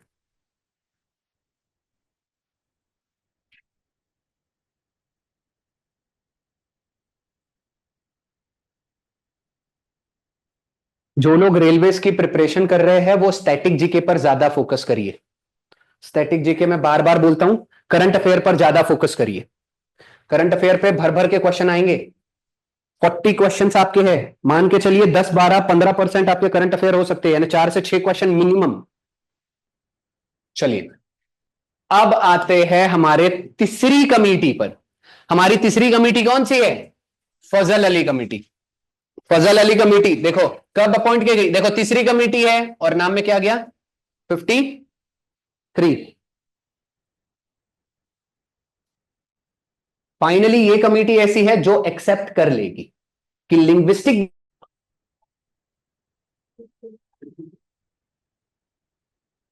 चलिए बंद हो गया था, चलिए ठीक है। हाँ, फजल अली कमेटी कब बनाई गई थी? 1953 में, 3 मेंबर कमेटी है, इसके अंदर फिलहाल 2 मेंबर तो बहुत इंपॉर्टेंट है। खुद ये तो भैया फजल अली हमारे कौन हो जाएंगे, चेयरमैन साहब हो जाएंगे। और दूसरा आप ये याद कर सकते हो के एम पानीकर, क्या हो जाएगा, के एम पानीकर। ये बहुत इंपॉर्टेंट है, ये हमारे कॉन्स्टिट्यूएंट असेंबली के सदस्य रह चुके हैं, के एम पानीकर। चलिए फिलहाल इन्होंने अपनी रिपोर्ट कब सबमिट की, 1955 में। और इन्होंने क्या रिकमेंड किया, ये सबसे इंपॉर्टेंट है, ये वाला पॉइंट आपका सबसे इंपॉर्टेंट हो जाएगा। इन्होंने रिकमेंड क्या किया है, इन्होंने रिकमेंड किया कि भारत को 2 पार्ट्स में डिवाइड करना चाहिए, 16 राज्य और 3 यूनियन टेरिटरी बनाने चाहिए। ठीक है, यानी भारत को राज्यों में डिवाइड कर दो, यूनियन टेरिटरी में डिवाइड कर दो। हालांकि इनका रिकमेंडेशन एक्सेप्ट होगा कि नहीं आपको आगे पता चलने वाला है। इन्होंने क्या एक्सेप्ट किया, इन्होंने एक्सेप्ट किया कि language as a basis of reorganisation, यानी कि लैंग्वेज के बेसिस पे राज्य तो बनने चाहिए, बट रिजेक्टेड 1 लैंग्वेज 1 स्टेट। इन्होंने बोला भाषा के आधार पर राज्य बनाइए, बट एक भाषा के लिए ऐसा नहीं होना चाहिए कि आपका हर एक भाषा के लिए एक राज्य बना दो। ठीक है, अदरवाइज हमारे भाषा बेटा बहुत सारी होती है, 300 से ज्यादा भाषाएं हो जाएगी, 1000 से ज्यादा भाषाएं होगी, 1000 पार्ट बनाना पड़ेगा, 1000 राज्य। ठीक है, और इसी के साथ इनके रिकमेंडेशन के अनुसार हमने एक एक्ट पास किया। ये एक्ट याद रखिएगा, स्टेट रीऑर्गेनाइजेशन एक्ट 1956। पहला क्वेश्चन क्या पूछा जाएगा, ये एक्ट बताइए किसके कहने पर बनाया गया, आंसर क्या हो जाएगा, फजल अली कमेटी। इस एक्ट में हमने भारत को कितने राज्य दिए, 14 राज्य दिए और 6 यूनियन टेरिटरी दिए, लेकिन उन्होंने रिकमेंड क्या किया था, 16 राज्य और 3 यूनियन टेरिटरी। ठीक है, बट हमने बनाया कितना, 14 राज्य बनाया और 6 यूनियन टेरिटरी बनाया। इतना कर लीजिए, इसके बाद एक मैं बहुत बेसिक सी चीज बताता हूं। अच्छा, आपका कमिटीज भी रह गया है, अलग से एक टॉपिक याद है, स्टार्टिंग में मैंने छोड़ा था, छोटा सा है लेकिन आज मैंने लाया नहीं है। मतलब अलग से मैं पूरी इंपॉर्टेंट कमिटीज, जैसे स्टीयरिंग कमेटी का चेयरमैन कौन है, डायरेक्ट क्वेश्चन आता है। यूनियन कॉन्स्टिट्यूशन कमेटी का चेयरमैन कौन है, फंडामेंटल राइट्स कमेटी का चेयरमैन कौन है, क्रेडेंशियल कमेटी, तो वो अलग से कमिटीज और चेयरमैन की लिस्ट है, वो आपको रट्टा मारना है। अच्छा, पॉलिटी इजी लग रहा है कि टफ लग रहा है, कितने लोगों को टफ लग रहा है, थोड़ा थोड़ा। बेटा देखो, ये सबसे आसान, वेरी इजी टू स्कोर वाला सब्जेक्ट है। किसका फर्स्ट लेक्चर है, चलो ठीक है। नहीं, कुछ देखो, इसके बाद वाला टॉपिक तो इससे भी भयंकर है, वहां पर तो बेटा फाटिल। ठीक है, इसके बाद वाला बहुत भयंकर है, लेकिन फंडामेंटल राइट से थोड़ा आसान हो जाएगा, कुछ कुछ चीजें। और फिर मैं जब वो राष्ट्रपति, प्रधानमंत्री, उपराष्ट्रपति ये सब पढ़ाऊंगा तब तो और ज्यादा आसान है। कुछ चीजें टफ है, कुछ चीजें आसान है, लेकिन क्या है, आपको मैं हमेशा बोलता हूं एक ही मूल मंत्र है, मल्टीपल रीडिंग्स। ये अगर मुझे याद है ना, तो मैंने कम से कम 70-80 बार पढ़ा है, तो मेरे सारी चीज फिंगर टिप्स पे है। इसमें कोई एक एक शब्द मेरे बिल्कुल ऐसा है कि ये देखने की भी जरूरत नहीं पड़ेगी। ये पीपीटी यूपीटी आपके लिए बनाया गया है। अदरवाइज मेरी एक फिजिकल नोट्स होती है, वो भी मेरे हाथ में नहीं रही तो भी मैं कंटिन्यूस क्लास ऐसे लेता हूं। मेरी हर चीज फिक्स होती है कि पहले बैकग्राउंड पढ़ाऊंगा, पहले 1 से लेकर 4 तक बताऊंगा, फिर स्टेट्स के बैकग्राउंड पढ़ाऊंगा, फिर एक साथ कमिटीज पढ़ाऊंगा, फिर एमसीक्यूज बता दूंगा। तो ये सब कुछ डिसाइडेड है। ठीक है, फिलहाल इतना हो गया। चलिए, अब भारत में ये नहीं भी लिखा, ये आप फोटो ले सकते हैं, इतना टाइम आप हम रुकेंगे नहीं। फिलहाल आपको क्या करना है, ये लिख लीजिए, भारत के ऐसे देख लीजिए, भारत में ऐसे राज्य जो पहले यूनियन टेरिटरी थे। ऐसे क्वेश्चन बहुत रेयर होगा, लेकिन आपको फिर भी पता होना चाहिए कि भारत में ऐसा कोई था, नागालैंड पहले यूनियन टेरिटरी था, जिसको बाद में क्या घोषित किया गया, राज्य। ठीक है, अलग अलग ऐसे कुछ लोग हैं, जैसे गोवा भी पहले क्या था, यूनियन टेरिटरी, जिसको बाद में क्या किया गया, राज्य घोषित किया गया। अच्छा, जिन्हें लगता है कि ये हर किसी का अलग अलग होता है, ये 70 बार 80 बार 10 बार पढ़ना सबसे आसान बात है। आप एक बार लोगों के पास नहीं गए, यहाँ एक बार लाइब्रेरी में जाके देखिएगा। हमारे टाइम पे हमारे सर बोला करते थे, हमको लगता था हम ही राजा है। फिर एक बार सर ने बोला विजिट करके मारो, उन्होंने बोला, हमारे सर भी पढ़ते थे उस समय और सर भी प्रिपरेशन कर रहे थे, उन्होंने बोला था एक बार हमारे लाइब्रेरी आओ। तो हम भी हंसे, हम बोले यार ऐसे कैसे, इतना कोई नहीं करता। जब मैं वो लाइब्रेरी विजिट किया था, मेरे तो लाइब्रेरी में पढ़ने की आदत भी नहीं थी, लेकिन वहां जब मैंने लोगों को देखा, भाई साहब पूरी बुक के पेजेस याद करके बैठे हैं। पूरी पब्लिक 5-5 साल दे देती है अपने जीवन का कि भैया एक नौकरी, वर्दी पे कंधे में 2 स्टार चाहिए। पूरे लोग 6-6 7-7, मेरे फ्रेंड को मैं बताना चाहूंगा 8 साल से प्रिपरेशन करते हुए हो गया और वो छोड़ भी नहीं रहे। इस बार भी सीजीएल निकाला है, मेंस भी बोल रहा है, अब देखिए क्या होता है कैसे होता है। अब लोग पीछे पड़ जाते हैं। गवर्नमेंट जॉब लेना ना दलदल की तरह है। स्टार्टिंग में मैं अभी भी 1000 बार बोलता हूं, सिर्फ ये याद कर लेने से ये बहुत आसान चीज है, आपको नौकरी नहीं मिलेगी। जिसका जीके अच्छा होता है, सबसे ज्यादा परेशानी उसी को दिक्कत होती है जॉब लेने में। जॉब लेने में सबसे ज्यादा आसानी किसको होगी? जिसका मैथ्स और इंग्लिश अच्छा है। ये चीज जिसका अच्छा है, ऐसे एग्जाम निकलेगा। उसको कुछ करने की जरूरत नहीं, क्योंकि इसमें रॉकेट साइंस नहीं है, रट्टा ही मारना है। आप 3 रीड मारेंगे याद हो जाएगा, लेकिन मैथ्स में उल्टा है। 3 रीड 3 बार पढ़ने से वो थोड़ा थोड़ा ही समझने वाला है, जिसका मैथ्स कमजोर है। 3 रीड में आपको ये याद हो जाएगा, लेकिन 3 बार रीडिंग करने से आपका मैथ्स ठीक नहीं होने वाला। जिसके मैथ्स कमजोर है उसको हो सकता है 10 12 15 बार पढ़ना पड़े, लगातार पढ़ना पड़े, धीरे धीरे स्कोर करना पड़े। अब यहां पर बेटा डरना नहीं है, ठीक है। आधे लोग जिनका मैथ्स अच्छा नहीं होगा, कितने लोग हैं जिनका मैथ्स बिल्कुल अच्छा नहीं है, अच्छा नहीं है कैटेगरी में। इन लोगों के लिए क्या है, आपके पास मुरलीधर सर है ना, जोरदार। आपको सारे लोगों को सर के पास जाना है, अच्छे से पढ़ना है, डाउट सॉल्व करना है। सर जितना होमवर्क देते हैं, होमवर्क नहीं पता, अगर मान लेते हैं होमवर्क दे रहे हैं वो नहीं जम रहा ना, तो फिर भी मैं बताता हूं, जिनको मैथ्स नहीं आता वो मल्टीपल टीचर से पढ़ा करिए। वैसे तो मुरलीधर सर अगर एक बार पढ़ा दिए तो वन ऑफ द बेस्ट है, बेस्ट चीज है। बट फिर भी आप क्या कर सकते हैं, यूट्यूब से भी कुछ आपके क्वेश्चंस लगा के चला सकते हैं। अच्छा, आपके पास मैथ्स के लिए वो अभी, और अपने मुरलीधर सर अपना रीजनिंग भी लेते हैं ना। चलिए ठीक है, ये सारी चीज हो गई है। ब्रेक अ लेग मतलब टांग मत तोड़वा लेना, पिछली बार मैंने बताया था क्या होता है, बेस्ट ऑफ लक। यहां पर आपका क्या होता है, पार्ट 1 कंप्लीट होता है। अभी भी देखो 1 घंटा है। अब क्या हो गया, सेकंड पार्ट भी मैंने लाया है, पढ़ना स्टार्ट करते हैं। एक दिन में देखो हमारी स्पीड ऐसी है कि एक दिन में 2 टॉपिक हो ही रहे, ठीक है। अगर आज थोड़ा आधे में भी रुकेगा कोई टेंशन नहीं है, धीरे धीरे पढ़ेंगे। सेकंड वाला टॉपिक थोड़ा सा डिफिकल्ट है, अगर आपको ये डिफिकल्ट लग रहा है तो पूछिए मत, ठीक है। सेकंड वाला इंटरेस्टिंग है, सिटीजनशिप। हमारा पार्ट 2 क्या है, सिटीजनशिप। अभी हम वही डील करने वाले हैं। पार्ट 1 आपका क्या था, union and it's territory. Second क्या है, सिटीजनशिप। थर्ड क्या है, फंडामेंटल राइट। फोर्थ क्या है, डीपीएसपी। कितने लेटर हो गए, 4। पांचवा क्या हो जाएगा, यूनियन। कितने लेटर हो गए, छठवा स्टेट्स। कितने लेटर हो गए, 6। सातवां तो डिलीटेड है। आठवां क्या है, यूनियन टेरिटरी। याद करने का तरीका, टोटल कितने हैं, 8। नौवा क्या है, टोटल कितने लेटर है। तो ठीक है, फिलहाल हम ऐसे धीरे धीरे धीरे धीरे सारी चीजें लेंगे। अभी स्टार्ट करते हैं आज का आपका पार्ट 2। ये आपका आ गया सिटीजनशिप। और आज स्टूडेंट्स को मैंने इतने जोर के डांटा था, भाई साहब हमको यहां आना था, 2 पीपीटी बनानी थी। हमारी सिटीजनशिप की पीपीटी बन के पहले से ही तैयार थी, यूनियन की भी तैयार थी। मैं बोला मेरे को पेनड्राइव में डाल के दो, उनको पीपीटी नहीं मिल रही। बोले सर खो गई। इतना बताइए ऐसे कैसे हो सकता है। तो मैं यहाँ जो मेरे को ट्रेवल करने में 1 घंटा लगता है, 1 घंटे के अंदर उन्होंने प्रिपरेशन पूरा फिर से बनाया, सब कुछ किया, फट से व्हाट्सएप पे डाला और मैंने ये फटाफट बेटा लाके आपको दे रहा हूँ। तो आई एम द लकीएस्ट कि मेरे को ऐसे स्टूडेंट मिले हैं जो अपनी पढ़ाई के साथ साथ सारे मेरी हेल्प कर देते हैं। लेकिन मैं भी उनकी बहुत सारी हेल्प करता हूँ, पर्सनल बैठा के पढ़ा देता हूँ, ठीक है। चलिए फिलहाल आज का आपका हो जाएगा क्या है, हमारा अभी क्या है फिलहाल टॉपिक, सिटीजनशिप यानी नागरिकता। ये थोड़ा बड़ा है, मेरे ख्याल से ये 1 घंटा इनफ नहीं होगा, तो हम इसको हो सकता है 2 पार्ट में डील करें, ठीक है। वैसे तो आज मैं ये लेना नहीं चाहता था, मैं आज कमेटी कवर कराना चाहता था, लेकिन कमेटी उन्होंने यार, कमेटी की आधी उन्होंने क्या किया, पिछली बार फोटोज वोटोज लगा के रखी थी वो भी गायब कर दी। अब इतना पॉसिबल नहीं था कि 1 घंटे में वो ये भी लिखेंगे वो भी लिखेंगे वो भी करेंगे, तो अब हमको ये स्टार्ट करना ही पड़ रहा है, ठीक है। फिलहाल देख लेते हैं सिटीजनशिप। पहला ही पॉइंट आपका हो जाएगा, कौन सा पार्ट है, कहां से कहां तक आर्टिकल है, 5 to 11। अब आपको पता है सिटीजनशिप के आर्टिकल्स 5 से 11, ये रेंज क्यों याद रखनी चाहिए, ऑप्शन कट जाएगा।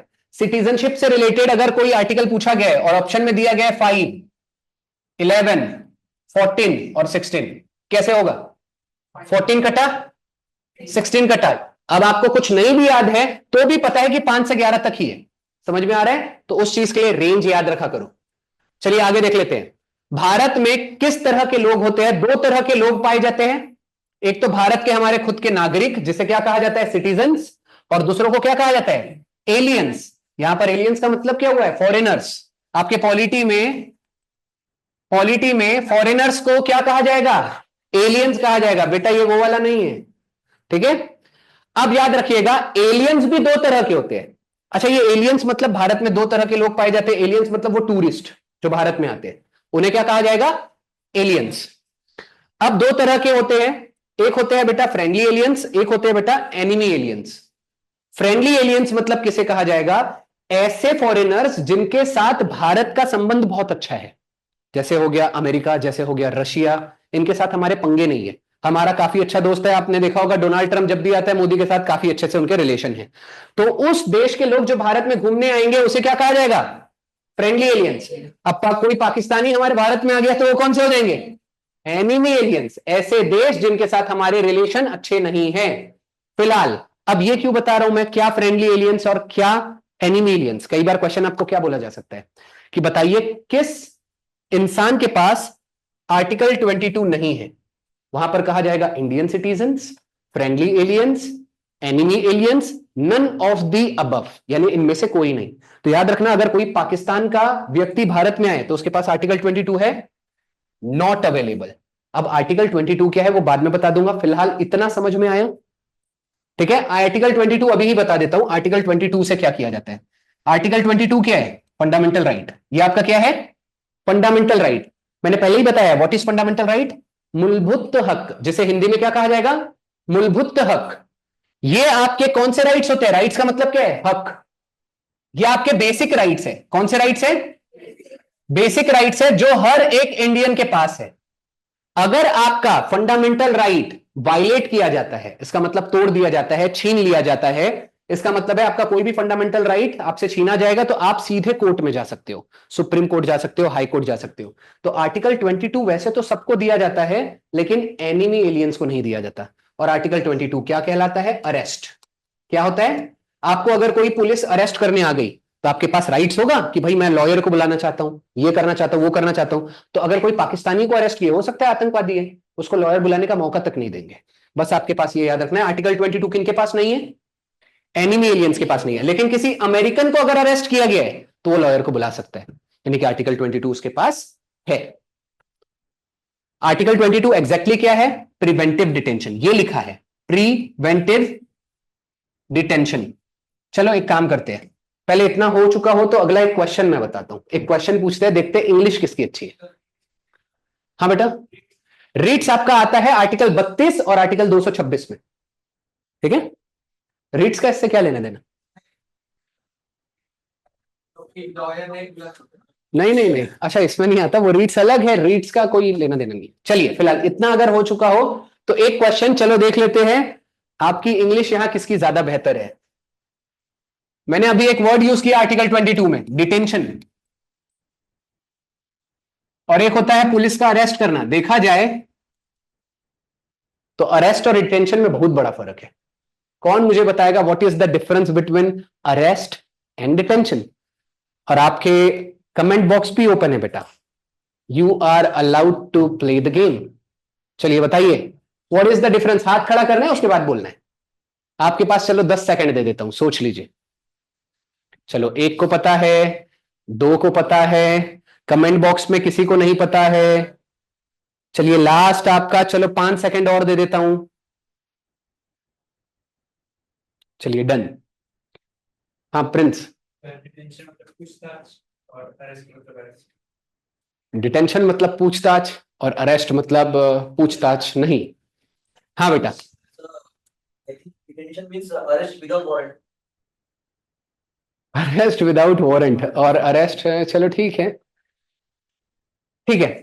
अरेस्ट क्या होता है, इंसान को जुर्म करने के बाद अगर उसको पुलिस आए और धर पकड़े और लेके चली जाए तो वो क्या कहलाएगा, अरेस्ट। जुर्म हो जाता है, कोई केस होता है उस पर, समझ में आ रहा है। डिटेंशन क्या है, वो जुर्म ना करे, हम सिर्फ शक के आधार पर उसको पकड़ के ले जा लेते हैं। तो आपका वो पॉइंट भी यहां आएगा, वारंट की जरूरत थोड़ी है इसके लिए। आपको क्या है, अगर हो सकता है आपको लग रहा है यार ये साला शक्ल से ही चोर दिख रहा है, बम फोड़ सकता है, अभी यहां पर गणपति में भैया बम फोड़ देगा, 50-60 लोग मर जाएंगे, साले को पकड़ लो। तो डिटेन करना, इसको क्या कहा जाता है, डिटेन करना। पुलिस आपको डिटेन कर सकती है। अब याद रखिएगा, डिटेंशन पावर्स पुलिस के पास क्या है, इसलिए लोग बोलते हैं पुलिस वाले से पंगा कभी मत लेना। पुलिस वाले से पंगा लिए ना बेटा, तो वैसे तो पहला रूल था कि 3 मंथ, यानी क्या कर सकता है वो आपको बिना किसी को बताए 90 दिन के लिए गायब कर देगा। वांटेड मूवी देखी है किसी ने? सलमान खान, उसमें उसको समुद्र के अंदर ले जा लेते हैं और बोलता है ऐसे कैसे अरेस्ट किया, मेरे को लॉयर बुलाने दे, ये बनाने दे। डिटेंशन के टाइम पे नो लॉयर, डिटेंशन मतलब बेटा आप गायब। एक और चीज बताता हूं, हालांकि डिटेंशन भी 2 तरह का होता है। कहां जा रहा हूं मैं, अभी फंडामेंटल राइट नहीं चल रहे, जाए आगे। डिटेंशन भी 2 तरह का है, एक होता है प्रिवेंटिव डिटेंशन, एक होता है प्यूनिटिव। ये 2 अलग अलग शब्द है। प्रिवेंटिव डिटेंशन में क्या होता है, ये आतंकवादी और जिसके पहले से ही क्रिमिनल्स पे होता है। प्यूनिटिव मतलब आप क्या बोल सकते हो उसको कि भाई साहब देखिए हमारे ऊपर कोई चार्जेस नहीं है, हम बहुत ही ज्यादा शरीफ लोग हैं, हम बड़े कंपनी में काम करते हैं और बहुत आम आदमी हूं। तो उसमें क्या होता है, प्यूनिटिव डिटेंशन में अगर आपको उसने डिटेन किया है तो 24 घंटे के अंदर मैजिस्ट्रेट के पास ले जाना पड़ेगा ही पड़ेगा। आपको पता है संविधान में 24 घंटा क्या बोला गया है? Excluding journey. मतलब वो आपको गायब करेगा और 90 दिन के बाद ही छोड़ेगा और बोलेगा सर 90 दिन तक हम जर्नी कर रहे थे फ्रॉम, बोले ये तो भाग गया, मध्य प्रदेश गया, फिर तमिलनाडु गया, हम इसके पीछे भाग रहे थे। तो कुल मिला के फिर से बोल रहा हूं, पुलिस के साथ पंगे लेने का नहीं। आप सोचोगे भैया प्यूनिटिव डिटेंशन के अंदर हम आते हैं, बेटा आप दोनों के अंदर आओ या कहीं पे भी आओ, पुलिस पुलिस होती है। तो पुलिस के साथ पंगा नहीं। भाई ने बोला पंगा नहीं मतलब पंगा नहीं, ठीक है। अभी आते हैं फिलहाल बाद में। अच्छा ये डिटेंशन याद रखना, डिटेंशन का आपका क्या हो जाएगा आर्टिकल 22, और आर्टिकल 22 किसके पास नहीं है? एनिमी एलियंस के पास नहीं है। यानी कि हमारे एनिमी एलियंस अभी कौन हो जाएंगे? पाकिस्तान एंड बांग्लादेश। बांग्लादेश के साथ भी हमारे रिलेशंस अच्छे नहीं है, ठीक है। चाइना के साथ भी वो जो भी चलता रहे, चाइना के साथ फिर भी हम ट्रेड डील कर रहे हैं, ऐसे ओपनली नहीं है, इनडायरेक्ट वे में है। चलिए बेटा फिलहाल आगे बढ़े।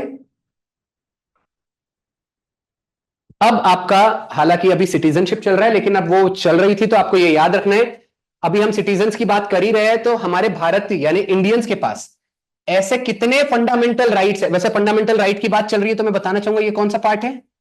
पार्ट 3। फंडामेंटल राइट्स कहां से कहां तक आर्टिकल है? 12 से 35। ये भी मत भूलना, सब लोग लिख लो। फंडामेंटल राइट्स आपके कहां से कहां तक होते हैं? 12 to 35। अब ऐसे कितने फंडामेंटल राइट्स है जो केवल इंडियंस के पास है? आपको ये रट्टा मारना है। आपको क्वेश्चन क्या पूछेगा, ऐसा कौन सा फंडामेंटल राइट है जो केवल भारतीयों के पास होता है? तो ये 5 फंडामेंटल राइट में कोई एक ऑप्शन में मिलेगा। तो आपको ये याद रखना है, आर्टिकल 15, 16, 16 में 6 को घुमाओ बनेगा 19, प्लस 10 कर दो 29, 30। ठीक है, मैं फिर से बता रहा हूं, 15, 16, 19, 29, 30 ये ऐसे आर्टिकल्स हैं जो केवल इंडियंस के पास है। ठीक है, और याद रखिएगा right to contest election, election तो केवल भारत में भारतीय ही लड़ सकता है। ट्रंप आएगा और बोलेगा अब एक काम करते हैं, हम 2 बार वहां के राष्ट्रपति बन चुके हैं, अब हम भारत का राष्ट्रपति बनूंगा, ऐसा नहीं हो सकता बेटा। ठीक है, तो आपको ये याद रखना है, 5 आर्टिकल्स मैंने बता दिए हैं।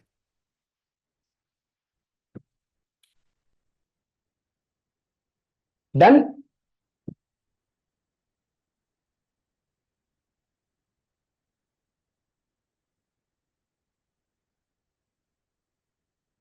चलिए अब बात करते हैं सिटीजनशिप कैसी होती है। सिटीजनशिप वैसे 2 तरह की होती है, एक होती है सिंगल सिटीजनशिप और एक कहलाती है ड्यूअल या double citizenship. Dual citizenship, Bharat में कैसी सिटीजनशिप पाई जाएगी? Single citizenship. चलिए अब देख लेते हैं ये किसको याद है। सिंगल सिटीजनशिप हमने ये सोर्स किससे लिया है? ब्रिटेन से, जिसका एग्जांपल क्या था? बीसीएस। बी से बाइकैमरलिज्म, सी से कैग और एस से सिंगल सिटीजनशिप। ठीक है, सिंगल सिटीजनशिप मतलब आप भारत के नागरिक अलग हो और राज्य के नागरिक अलग हो, ऐसा है? नहीं, आप पूरे भारत में कोई भी आदमी कैसा भी हो, वो सिर्फ एक भारत का नागरिक है, अलग अलग राज्यों का अलग अलग नागरिक नहीं है। ड्यूअल सिटीजनशिप मतलब क्या होता है? आपने देखा होगा ड्यूअल सिम कार्ड है, एक मोबाइल में 2 सिम। तो वैसे ही अमेरिका, क्वेश्चन बहुत प्यारा वाला बनता है, बताइए ऐसा कौन सा देश है जो ड्यूअल सिटीजनशिप देता है अपने सिटीजन्स को? तो आंसर हो जाएगा अमेरिका, ऑस्ट्रेलिया, यूके और फ्रांस। ऐसे तो और भी 50 देश है, लेकिन मैंने 4 बड़े बड़े देश बता दिए। ठीक है, ड्यूअल सिटीजनशिप मतलब आप उस देश के नागरिक अलग हो और राज्य के नागरिक अलग हो, इसको क्या कहा जाएगा? Dual citizenship. अब आगे देख लेते हैं, 2 इंडियन कॉन्स्टिट्यूशन। हालांकि भारत में कैसी गवर्नमेंट पाई जाती है? फेडरल गवर्नमेंट पाई जाती है। फेडरल गवर्नमेंट का मतलब क्या है? राज्य की अलग और केंद्र सरकार अलग। फेडरल का मतलब ही होता है बेटा एक तरह से 2, पावर डिस्ट्रीब्यूशन। फेडरल का मतलब क्या हुआ? आपके लिए एक और चीज बता रहा हूं मैं, अगर मैं पॉलिटी पढ़ा रहा हूं ऐसे शब्द आपको पता होने चाहिए। फेडरलिज्म, कई बार अगर वो बंदा मुझसे पूछता, आपने याद है ना वो जोश स्किल्स वाला, बोले कोई भी क्वेश्चन पूछो, मैंने बोला what is the difference between referendum and plebiscite. अगर मुझे कोई पूछे आज के टाइम पे दूसरा क्वेश्चन पूछो, मैं पूछूंगा व्हाट इज फेडरलिज्म। फेडरलिज्म का मतलब होता है डिस्ट्रीब्यूशन ऑफ पावर बिटवीन 2 और 3 पीपल, मोर देन 2 पीपल। अब देखो पावर डिस्ट्रीब्यूशन कैसे हुआ? भारत को संभालने के लिए कौन सा पावर, वहां पर किसकी सत्ता चलती है? सेंट्रल गवर्नमेंट की। और अब बताइए, एक सेंट्रल गवर्नमेंट क्या पूरे भारत पर राज्य कर सकती है, राज कर सकती है? नहीं कर सकती। इसलिए 28 राज्य है तो 28 अलग अलग पावर डिस्ट्रीब्यूट कर दिए। समझ में आ रहा है? Distribution of power between central government and state government is called as federal government. अगर क्वेश्चन आपसे पूछा जाए भारत में कैसी गवर्नमेंट चलती है? फेडरल गवर्नमेंट चलती है। फेडरल गवर्नमेंट मतलब केवल केंद्र सरकार या राज्य सरकार नहीं। चलो जिले में भी बताता हूं, जिले में जिला परिषद अलग है पूरे जिले के लिए, तालुके के लिए कौन है? पंचायत समिति, गांव के लिए कौन है? ग्राम पंचायत। ये पहले ही बता चुका हूं। ठीक है, अब बात करते हैं इन्होंने क्या बोला है। हालांकि हमारे संविधान में सरकार कैसी है? फेडरल है, लेकिन सिटीजनशिप, फेडरल मतलब 2 सरकार भी, यानी पावर अलग अलग बांटी गई है, लेकिन सिटीजनशिप कैसी चलती है? केवल एक, single. But still it proves only, हाँ हमने क्या दिया है? सिंगल सिटीजनशिप दी है। हमारे अलग से सेपरेट सिटीजनशिप नहीं है स्टेट के लिए। अदर फेडरल स्टेट्स देखो, जैसे अमेरिका हो गया, ऑस्ट्रेलिया हो गया, जिसने adopted the system of double citizenship या ड्यूअल सिटीजनशिप। ठीक है, ऐसे कौन से देश है जहां ड्यूअल सिटीजनशिप चलता है? एक हो गया आपका A for America, A for Australia, एक हो गया आपका यूके, फिर हो गया आपका फ्रांस। इसके अलावा चलो एक काम करो, स्विट्जरलैंड। 5 देश मैंने बता दिया। स्विट्जरलैंड, ऐसे 5 कंट्रीज मैंने बताइए जहां कौन सी सिटीजनशिप चल रही है? ड्यूअल सिटीजनशिप चल रही है। वहां पर आप देश के नागरिक अलग हो, स्टेट के नागरिक अलग हो। डन। ये लास्ट का नहीं भी लिखा तो भी चलेगा, क्योंकि ये ऐसे क्वेश्चन नहीं आने वाला, वो राइटिंग के लिए।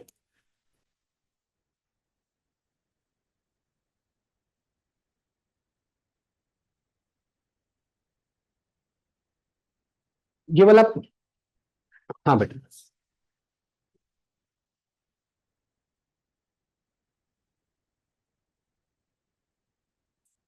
वैसे ये समझने वाला पार्ट था, इसमें भूलना क्या है? ये लिखा नहीं तो भी चलता है, ये समझने वाला पार्ट है बेटा। जो लिखने फैक्चुअल डेटा रहता है वो आप लिख सकते हो। ठीक है, आगे बढ़े। ये समझना ही तो है भारत में कैसी नागरिकता चलती है, सिंगल सिटीजनशिप। और ऐसे कौन से देश है, आपको लिखते वक्त नोट्स में क्या लिखना है? ऐसे कौन से देश है जहां ड्यूअल सिटीजनशिप चलती है? बस वो 5 देश लिख लो, 2 ही लाइन लिखनी है और कुछ नहीं, वो तो बाकी समझाने के लिए बताया।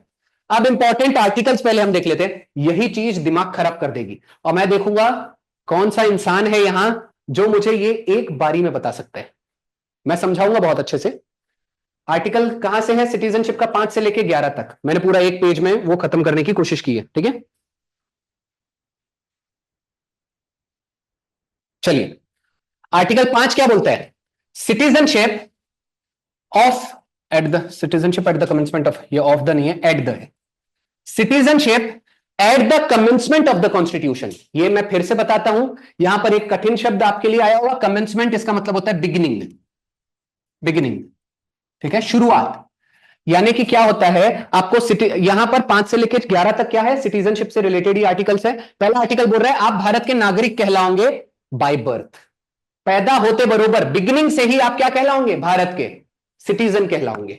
इसमें अलग अलग कंडीशंस है, हम डिटेल में बाद में देखने वाले हैं। बट स्टार्टिंग में अभी मैं क्या बता रहा हूं, आप सिटीजन हो at the commencement of the constitution. संविधान जब से लागू किया गया है तभी। और हां, कमेंसमेंट ऑफ द कॉन्स्टिट्यूशन का मतलब क्या हुआ? 26 जनवरी 1950। हमारा संविधान कब लागू हुआ पूरे देश में? 26 जनवरी 1950। क्वेश्चन अगर पूछा जाए कमेंसमेंट ऑफ द कॉन्स्टिट्यूशन का मतलब क्या है, शुरुआत कब हुई हमारे संविधान की? 26 जनवरी 1950। ये इंप्लीमेंट किया गया। ठीक है, पूरा संविधान पूरे देश में। अब आते हैं आर्टिकल 5वां, बहुत आसान है। सिटीजनशिप, आप लोग ना कमेंसमेंट वर्ड नहीं भी यूज किए, बिगिनिंग यूज किए तो भी चलेगा। Citizenship at the beginning of the constitution, पक्का? पहला क्लियर हो गया। अब दूसरा देखते हैं आर्टिकल 6।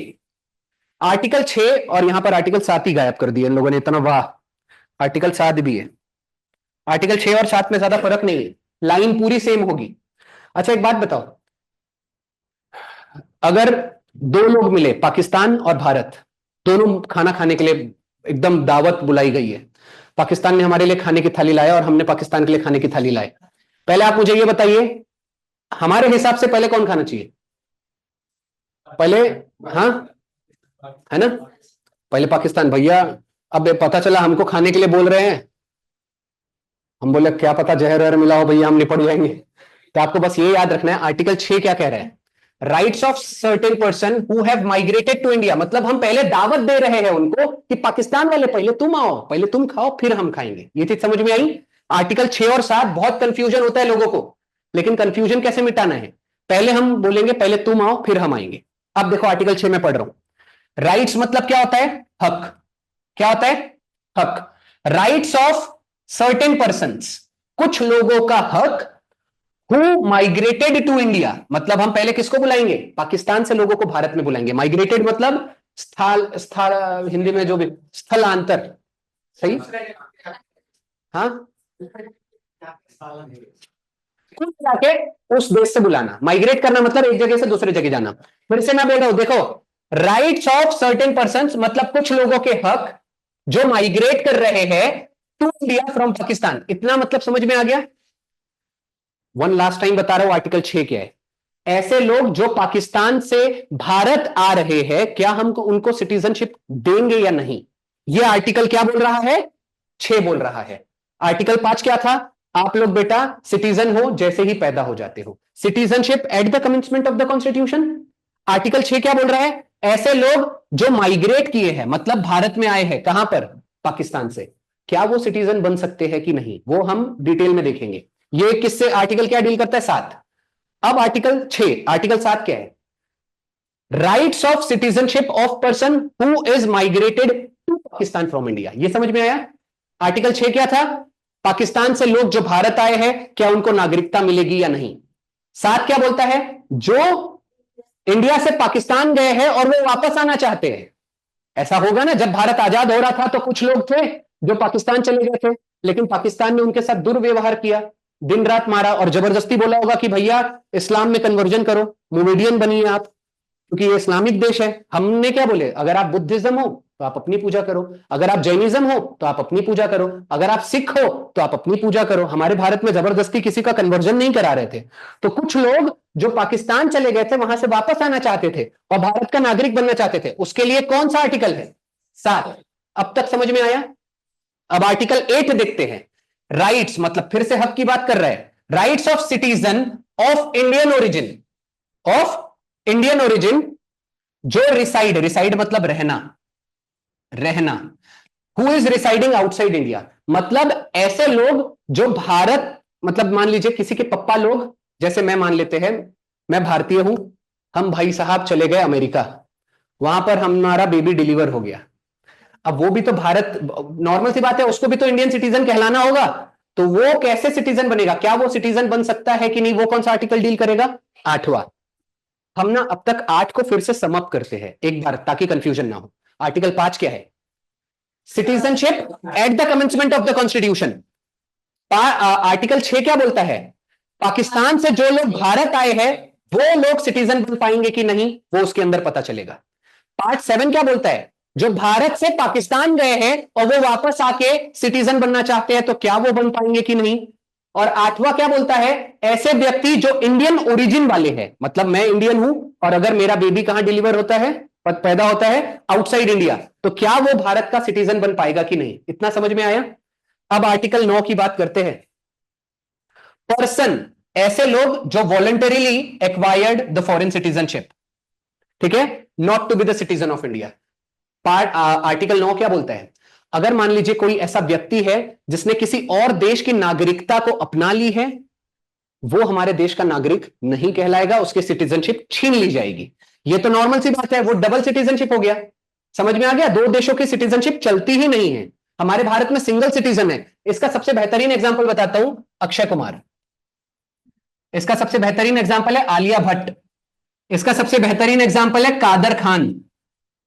ठीक है, ये लोग, कादर खान कनाडा का सिटीजन है, अक्षय कुमार इंग्लैंड का, ब्रिटेन का सिटीजन है, और आलिया भट्ट भी आपकी ब्रिटेन के सिटीजन है। कुछ लोग तो वो भारतीय सिटीजन नहीं है, आर्टिकल 9 के तहत उनकी नागरिकता छीन ली गई। बस आपको ये याद रखना है। अब तक समझ में आया? ठीक है। पर्सन वॉलंटरी का मतलब क्या होता है? अपने, अच्छा ये शब्द बहुत इंपॉर्टेंट है, इसको डबल इन्वर्टेड कॉमा लगाना। चलो मैं रेड पेन से कर देता हूं, रेड आपका, ये चीज को हाईलाइट करूंगी। ऐसे लोग जो अपने मर्जी से किसी देश की नागरिकता को अपनाएंगे, उनकी नागरिकता छीन ली जाएगी। वॉलंटरी मतलब अपनी मर्जी से। इसका एक एक्सेप्शन बताता हूं, विराट कोहली और सचिन तेंदुलकर। वो बेटा सचिन तेंदुलकर कहां का नागरिक है? इंग्लैंड का, लेकिन फिर भी हमने नहीं छीने। क्यों? क्योंकि उसने अपने मन से वहां की नागरिकता नहीं लिया है। उसने बहुत अच्छा क्रिकेट खेला, सब कुछ किया, तो उस देश के ने क्या किया, इंग्लैंड ने क्या किया, बोला आपने इतना ज्यादा अपने देश को दिया है, आपने इतना अच्छा क्रिकेट खेला है, आपका स्वागत है, आप कभी भी इंग्लैंड में आइए, आपको वीजा की कोई जरूरत नहीं रहेगी, हम आपको नागरिकता दे रहे हैं। मतलब उसने लिया नहीं है, उसको दिया गया है। यह चीज समझ में आ रही है? वो किस शब्द के कारण? वॉलंटरी के कारण उसकी नागरिकता नहीं छीनी गई। इसका एक और बेहतरीन एग्जांपल बताता हूं, हमारे शाहरुख खान नहीं बेटा, वो इंडियन, दुबई, हाँ वॉलंटरी, अच्छा वो हो सकता है, मेरे को देखना पड़ेगा। बट इसका एक हमारे राष्ट्रपति है, बंगाली थे, कौन थे वो? बंगाली फाइनेंस मिनिस्टर भी थे, प्रणब मुखर्जी। प्रणब मुखर्जी, आपको पता है, मैं तो लिख के दे रहा हूं, ये देश का किसी ने नाम तक नहीं सुना होगा।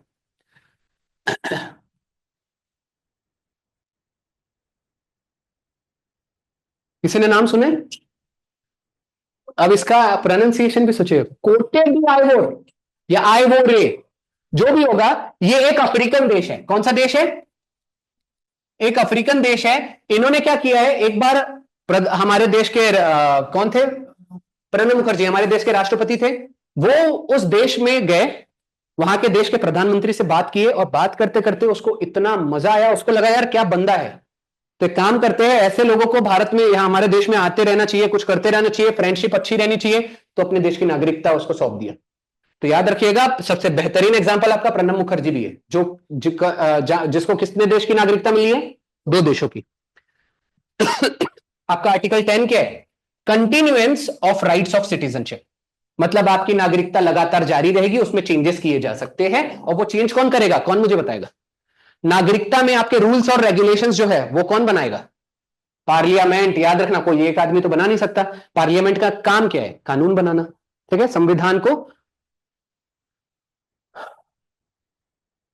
और आपका अब ये लास्ट वाला बेटा, ये नीचे जा चुका है, आपको दिख नहीं रहा होगा, आपका यहां लिख देता हूं मैं, या प्लस कर देते, इतना हो चुका है। 1 मिनट रुकिए, 11वां नंबर पहले देखिए। Parliament can regulate the rights of citizenship. Parliament can regulate the rights of citizenship by law. By law, ये आपका आर्टिकल 11 है। पहले पिछला वाला देखना है, ये आपका पिछला वाला लिख लीजिए। आपको मैंने शॉर्टकट 5 से 11 तक बताया है, अब डिटेल में देखना बाकी है। पहले तो बेटा मैं ये 5 से 11 तक डिटेल में, भले ही हम पूरी चीजें बाद में देखेंगे, एक पहले ये रटना जरूरी है।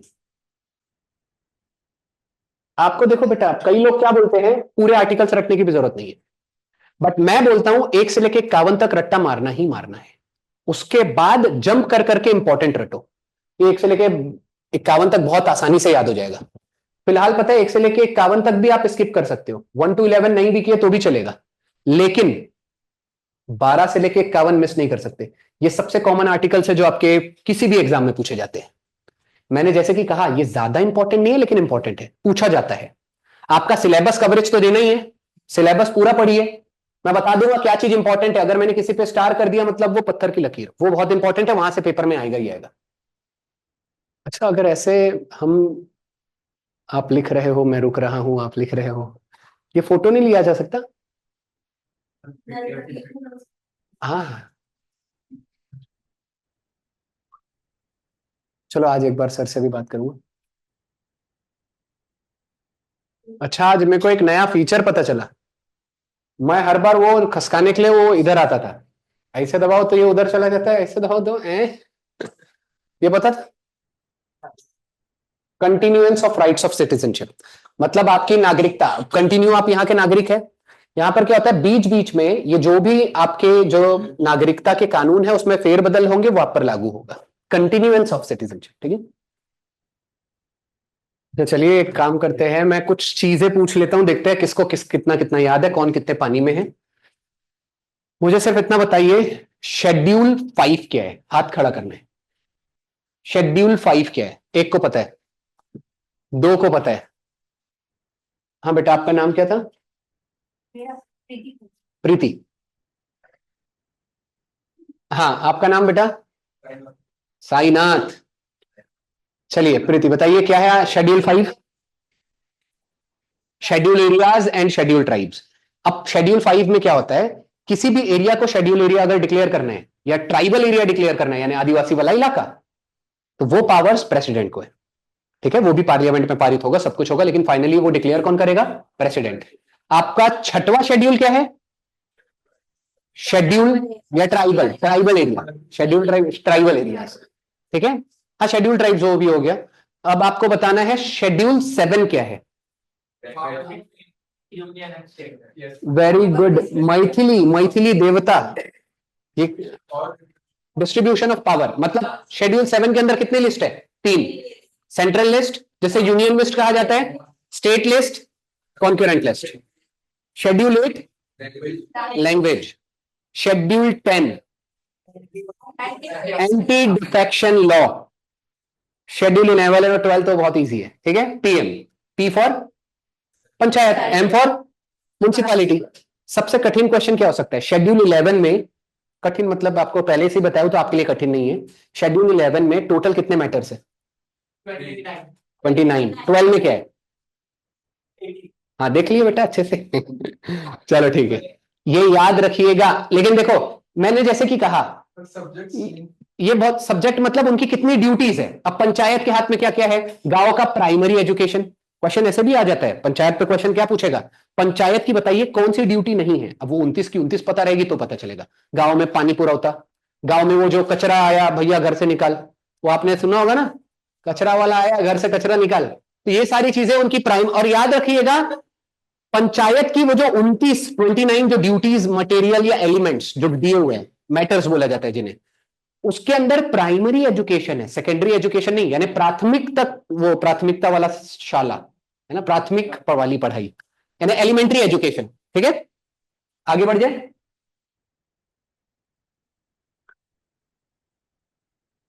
अब आएगा, यार इन लोगों ने गड़बड़ करके रखा है आर्टिकल। अब साला 5 आया ही नहीं। चलिए 5 वाला मेरे को डायरेक्ट पता है, डायरेक्ट बताता हूं। हाँ क्या हो गया? अच्छा लिहाजा है, लिहा लिहा। अच्छा शेड्यूल 12 में कितने एलिमेंट्स है या मैटर्स है? 12 में 18 है ना। और याद रखने का, मैंने बोला था ऑप्शन में कटेगा कैसे। 11 क्या है? Odd number. तो 29 क्या है? Odd number. कम से कम मान लेते हैं आपको याद ही नहीं आ रहा है कितने एलिमेंट्स है या कितने मैटर्स है, तो ऑड ऑड नंबर यानी इवन नंबर कट जाएगा। 12 क्या है? Even number. 18 क्या है? Even number. तो इवन शेड्यूल के साथ इवन नंबर, ऑड शेड्यूल के साथ कितने एलिमेंट्स आएंगे? ऑड एलिमेंट्स आएंगे। चलिए कुछ चीजें और पूछ लेते हैं जो आपको पढ़ाया गया है। आपको इसके पहले क्या पढ़ाया गया था? पूरे पार्ट्स पढ़ाए गए हैं। चलो एक बार छोटा सा रिकॉल, आप मुझे बस बताइए एक स्पेसिफिक लोगों को स्पेसिफिक क्वेश्चंस। कितने लोग हैं जिनका फर्स्ट सेशन है? बाकी लोग पहले बैठ चुके हैं, है ना। चलिए स्पेसिफिक, रेडी? हाँ बेटा, आपसे पहले पूछ लेते हैं। 12वां आपको बताना है पार्ट क्या है। सब लोग कमेंट बॉक्स क्विक, थोड़ा सा रिकॉल, बाद में आगे बढ़ेंगे। याद नहीं आ रहा, कोई इशू नहीं है। फाइनेंस एंड प्रॉपर्टी चलेगा। 7/12 हमने क्या याद किया था? 7/12 आप अगर लैंड खरीदते हो तो 7/12 के पेपर्स होते हैं। लैंड मतलब क्या हुआ? आपकी प्रॉपर्टी हुई। तो 7/12 से पार्ट 12 क्या याद आ जाएगा? प्रॉपर्टी। जहां प्रॉपर्टी लिखा टिक कर लो। चलिए ठीक है, अब अगला देख लेते हैं। रिकॉल कर रहे हो अच्छे से? वेरी गुड बेटा, कम से कम रिकॉल तो कर रहे हो। हाँ बताइए बेटा आप 17, पार्ट 17 क्या है? आपका नाम? वेदांत। कौन सी स्कूल में हो? कॉलेज में अभी अभी पहुंचे हो? किस चीज के लिए? होटल मैनेजमेंट के लिए, वेरी गुड। हाँ, पार्ट 17 याद नहीं है? हाँ बेटा। लैंग्वेज। लैंग्वेज, याद रखने का तरीका। 17 मतलब खतरा, और यहां पर हर किसी को लैंग्वेज से खतरा है। किसी को मराठी आती है तो किसी को मराठी नहीं आती, किसी को इंग्लिश आती है तो किसी को नहीं आती। अब हमारे इधर जहां मैं पढ़ाता हूं वहां मोस्टली बच्चे, कोई मणिपुर से है, कोई आसाम से है, कोई तमिलनाडु से है, कोई कर्नाटक से है। यानी हमारे पास लगभग, मैं बता रहा हूं, मैं एक दिन गिन रहा था, 16-17 राज्यों से तो स्टूडेंट है। अब नॉर्थ ईस्ट से अभी मणिपुर, आसाम, और इसके पहले मिजोरम में लास्ट ईयर से था। उन लोग जब आते हैं ना तो उनकी भाषा पता है कैसी होती है? वो मेरे को कैसे बोलता था, एक स्टूडेंट था, वो मेरे को कैसे बुलाता था, सुमित सर। मैं बोला सुमित? मैं बोला, मेरे को लगा वो सिर्फ सुमित में ट लगाता है। मैं बोला एक दिन बेटा, बोला तलवार बोल, तलवार। मैं बोला चलो ये भी सही है। ये नई चीज थी हमारे लिए। चलो अभी फिलहाल हमने थोड़े बहुत पार्ट्स रिकॉल किए। अच्छा, पार्ट 18 क्या है? इमरजेंसी। तरीका क्या था? एडल्ट। इमरजेंसी के टाइम पर बाहर बच्चों को निकलना अलाउड तो होगा नहीं, तो केवल कैसे लोग निकलेंगे? एडल्ट। ये सारे एडल्ट वाली चीज ना आर्टिकल 18 में भी अप्लाई होगी। आर्टिकल 18 जब पढ़ेंगे, अच्छा, फंडामेंटल राइट्स भी बहुत आसानी से 12 से लेकर 35 तक याद हो जाएगा। और क्या पढ़ा था? शेड्यूल थोड़ा रिकॉल हो गया, पार्ट्स थोड़े रिकॉल हो गए। सोर्सेज, चलो एक काम करते हैं, सोर्सेज के ऊपर भर भर के क्वेश्चंस, यानी सोर्सेज के ऊपर एक बार की पार्ट्स और शेड्यूल से क्वेश्चन नहीं आएगा, लेकिन सोर्सेज से पक्का आएगा। और मैं बता रहा हूं दोनों के मुकाबले sources is tough, sources tough है। चलो देखते हैं किसको कितना याद है। कमेंट बॉक्स में केवल एक ही व्यक्ति आज आंसर्स दे रहे हैं। आपको क्या लगता है वो कौन होगा? मैथिली चरण। स्नेहल नहीं है आज, मैथिली देवता है। ये कैसा सरनेम हुआ बेटा, देवता? देव? अब यहां देवता ही दिख रहा है। देवतालकर। हाँ, देवतालकर। तो मैथिली ये मेल है? अच्छा, फीमेल है। मैथिली, अच्छा मैथिली, हाँ। मैथिली चरण गुप्ता बेटा, ये तो एक ऑथर था ना, मैंने नाम से तो मैथिली चरण। चलो ठीक है, फिलहाल आपके लिए एक एक इंसान से एक एक क्वेश्चन पूछूंगा। अच्छा, एक और चीज आज आपको मैं बख्श रहा हूं, ये जो डिटेल में है, मैं बोल रहा हूं एक दिन में मिक्सचर हो जाएगा। आज का ये जो सिटीजनशिप आपका बचा है एकदम डिटेल में, हमने आर्टिकल्स तो 5 से 11 कर लिए, सिर्फ डिटेल में करना बाकी है। अब देखो, मैं 5 से लेके 11 तक आर्टिकल्स डिटेल में बताऊंगा नेक्स्ट क्लास में। उसके अलावा भारत में नागरिकता लेने के 5 जरिए होते हैं: by birth, bye decent, bye naturalisation, आपको और भी है बाय डिप्रीविएशन, एक और होगा, और बाय इनकॉर्पोरेशन ऑफ टेरिटरी। ऐसे टोटल 5 तरीके हैं। आपकी नागरिकता छीनी जाती है 3 तरीकों से। क्वेश्चन ऐसे ही पूछे हैं। क्वेश्चन कैसे पूछेगा? भारत में कितने तरीके से आप हमारी सिटीजनशिप एक्वायर कर सकते हो? आंसर क्या है? 5। भारत में आपकी नागरिकता छीनी जा सकती है, ऐसे कितने तरीके हैं? 3। बाय टर्मिनेशन है, बाय डिप्रीविएशन है, और एक आधा कोई है बाय रेनुनसिएशन, खुद से आप त्याग सकते हो। उसके अलावा हमको क्या देखना है? Citizenship act 1955। अब ये क्या था, कितने बार अमेंड हुआ है? 6 बार अमेंड हुआ है। सिटीजनशिप अमेंडमेंट एक्ट में पहली बार कब अमेंड हुआ था? लास्ट टाइम 2019 में अगर अमेंड हुआ था तो उसमें क्या क्या चेंजेस किए गए थे? ये सब कुछ अगले पार्ट में देखेंगे, यानी अगले सेशन में देखेंगे। वरना आज क्या हो जाएगा, आपका यूनियन और ये बेटा सब एक साथ जोड़ दोगे। पूछूंगा, मैं पूछूंगा पार्ट, मतलब आर्टिकल 7 बताओ, आप पता चला 3 बता रहे हो। स्टार्टिंग के आज एक काम करते हैं, 2 चीज रिकॉल करवा रहा हूं। पहली चीज क्या रिकॉल हो रही है आपकी? सोर्सेज। पहली चीज, सब लोग अपनी नोटबुक्स बंद करो पहले। नोटबुक सबकी क्लोज हो जानी चाहिए। हाँ बेटा, देवतालकर या देवतलकर, है ना? देव, आपको पता है देव, देवतालकर। तो हमको सरनेम आपका पता चल चुका है। चलिए अब आपकी टेस्ट सीरीज, ओरल टेस्ट जो हो रहा है, टेस्ट सीरीज क्या होती है ओरल टेस्ट आपकी कंडक्ट कराई जा रही है। फिर से देख लेते हैं, अब कौन बच गया है? कोमल। तो चलिए अब आपसे क्वेश्चन पूछा जा रहा है, आप बताइए हमने रीट्स पावर कहां से लिए है? कोई नहीं बोलेगा।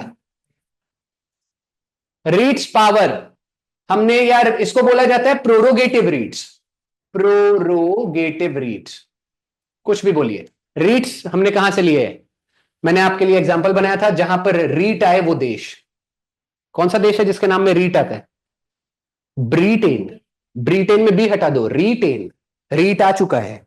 ये तो आपका सबसे फेमस एग्जांपल है, सबसे आसान वाला एग्जांपल था। चलो आपका, आप फेल हो चुकी है। चलो अगला वाला देखते हैं। कोई और कैसे?